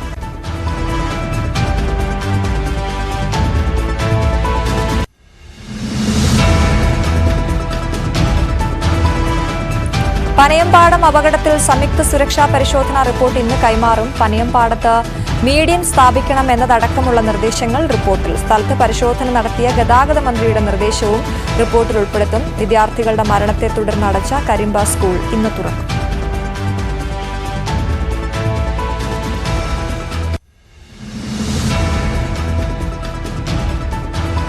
വഞ്ചിയൂരിൽ റോഡ് കെട്ടിയടച്ച് CPM സമ്മേളനം നടത്തിയ കേസിൽ കോടതിയലക്ഷ്യ ഹർജി ഇന്ന് വീണ്ടും ഹൈക്കോടതി പരിഗണിക്കും. കേസിൽ ഇതുവരെ സ്വീകരിച്ച നിയമ നടപടികൾ DGP വിശദീകരിക്കണം. കഴിഞ്ഞ ദിവസം കേസ് ഹൈക്കോടതി ഉന്നയിച്ചത് രൂക്ഷ വിമർശനങ്ങളായി.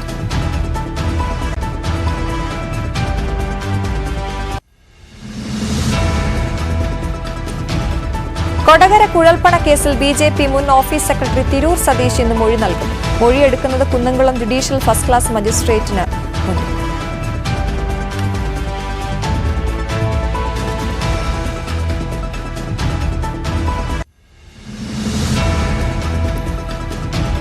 ചോദ്യപേപ്പർ ചോർച്ചയിൽ ഉന്നതതല യോഗം ഇന്ന്. യോഗം വിളിച്ചത് വിദ്യാഭ്യാസ മന്ത്രി. അന്വേഷണം എത്രയും വേഗം പൂർത്തിയാക്കാൻ നിർദ്ദേശം.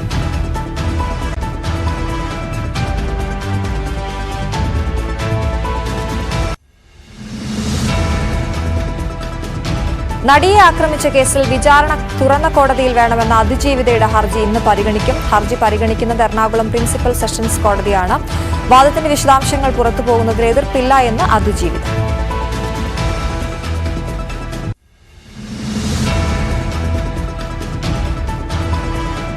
വൈദ്യുതി നിരക്ക് വർധനയ്ക്കെതിരെ കോൺഗ്രസ് പ്രതിഷേധം ഇന്ന്. വൈദ്യുതി ഓഫീസുകളിലേക്ക് മാർച്ച്. തിരുവനന്തപുരത്ത് ഉദ്ഘാടനം ചെയ്യുന്നത് പ്രതിപക്ഷ നേതാവ് VD സതീശൻ.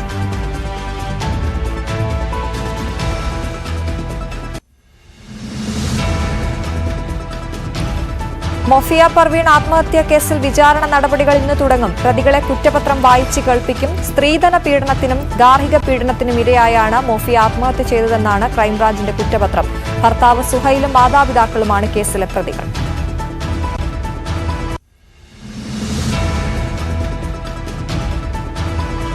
രാജ്യസഭയിൽ ഭരണഘടനാ ചർച്ച ഇന്ന്. പ്രതിഷേധം തുടരാൻ പ്രതിപക്ഷം. പ്രധാനമന്ത്രിയുടെ മറുപടി നാളെ.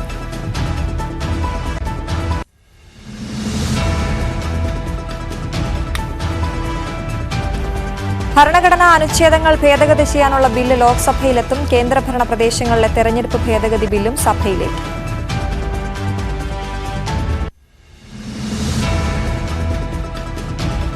മഹാരാഷ്ട്ര ശൈത്യകാല നിയമസഭാ സമ്മേളനം ഇന്ന് ആരംഭിക്കും. സത്യപ്രതിജ്ഞ ചെയ്ത് അധികാരമേറ്റ മന്ത്രിമാരുടെ വകുപ്പുകൾ സംബന്ധിച്ച് തീരുമാനമാകും.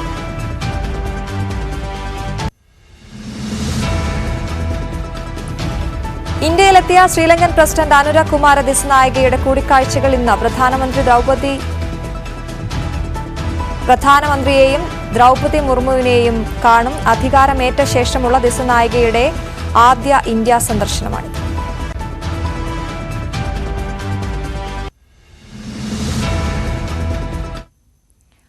മാലിന്യമുക്ത നവകേരളം ഇനി ഞാൻ ഒഴുകട്ടെ ക്യാമ്പയിൻ മൂന്നാം ഘട്ട സംസ്ഥാന ഉദ്ഘാടനം പാലക്കാട് തൃത്താലയിൽ നടന്നു. തദ്ദേശ സ്വയംഭരണ വകുപ്പ് മന്ത്രി MB രാജേഷ് ഉദ്ഘാടനം ചെയ്തു. ബോധവൽക്കരണം കൊണ്ട് ബോധം വീഴുമെങ്കിൽ നാടെന്നേ നന്നായേനെയെന്ന് മന്ത്രി MB രാജേഷ് പറഞ്ഞു. പാലക്കാട് തൃത്താല ഗ്രാമപഞ്ചായത്തിലുള്ള കണ്ണനൂർ തോട് വീണ്ടെടുക്കാനുള്ള ശുചീകരണ പ്രവർത്തനങ്ങളോടെയാണ് ഹരിത കേരളം മിഷൻ സംഘടിപ്പിക്കുന്ന ഇനി ഞാൻ ഒഴുകട്ടെ ക്യാമ്പയിന്റെ മൂന്നാം ഘട്ടത്തിന് സംസ്ഥാനത്ത് തുടക്കമിട്ടത്. തദ്ദേശ സ്വയംഭരണ വകുപ്പ് മന്ത്രി MB രാജേഷ് ഉദ്ഘാടനം ചെയ്തു. സംസ്ഥാനത്താകെയുള്ള നീർച്ചാലുകൾ ജനങ്ങളെയാകെ അണിനിരത്തി ജനപങ്കാളിത്തത്തോടെ വൃത്തിയാക്കി പുനരുജ്ജീവിപ്പിക്കുന്നതിന് ഹരിത കേരള മിഷൻ ആവിഷ്കരിച്ച പദ്ധതിയാണ് ഇനി ഞാൻ ഒഴുകട്ടെ. കേരളത്തെ മാതൃകാപരമായ രീതിയിൽ ശുചിത്വമുള്ള സംസ്ഥാനമാക്കി മാറ്റാൻ ലക്ഷ്യമിട്ടാണ് സംസ്ഥാന സർക്കാർ മാലിന്യമുക്തം നവകേരളം പ്രഖ്യാപിച്ചത്. ജനകീയ ക്യാമ്പയിനിൽ സംസ്ഥാനത്തെ മുഴുവൻ നീർച്ചാലുകളും ജലസ്രോതസ്സുകളും ശുചീകരിച്ച് വീണ്ടെടുക്കുന്ന പ്രവർത്തനവും ഉൾപ്പെടുത്തിയിട്ടുണ്ട്. വിവിധ ഗ്രാമപഞ്ചായത്ത് പ്രസിഡന്റുമാർ, തദ്ദേശ സാരഥികൾ, ഹരിത കേരള മിഷൻ ഉദ്യോഗസ്ഥർ തുടങ്ങിയവർ പങ്കെടുത്തു. ന്യൂസ് 18 തൃത്താല. അപ്പോൾ ഇനി നമ്മൾ കാണാൻ പോകുന്നത് രാവിലെയിൽ ഇത് കണ്ടോ ആണ്. സോഷ്യൽ മീഡിയയിലെ വൈറൽ വീഡിയോകളുമായി അജയ് സുധാ ബിജുവും അനുശ്രീയും ചേരും.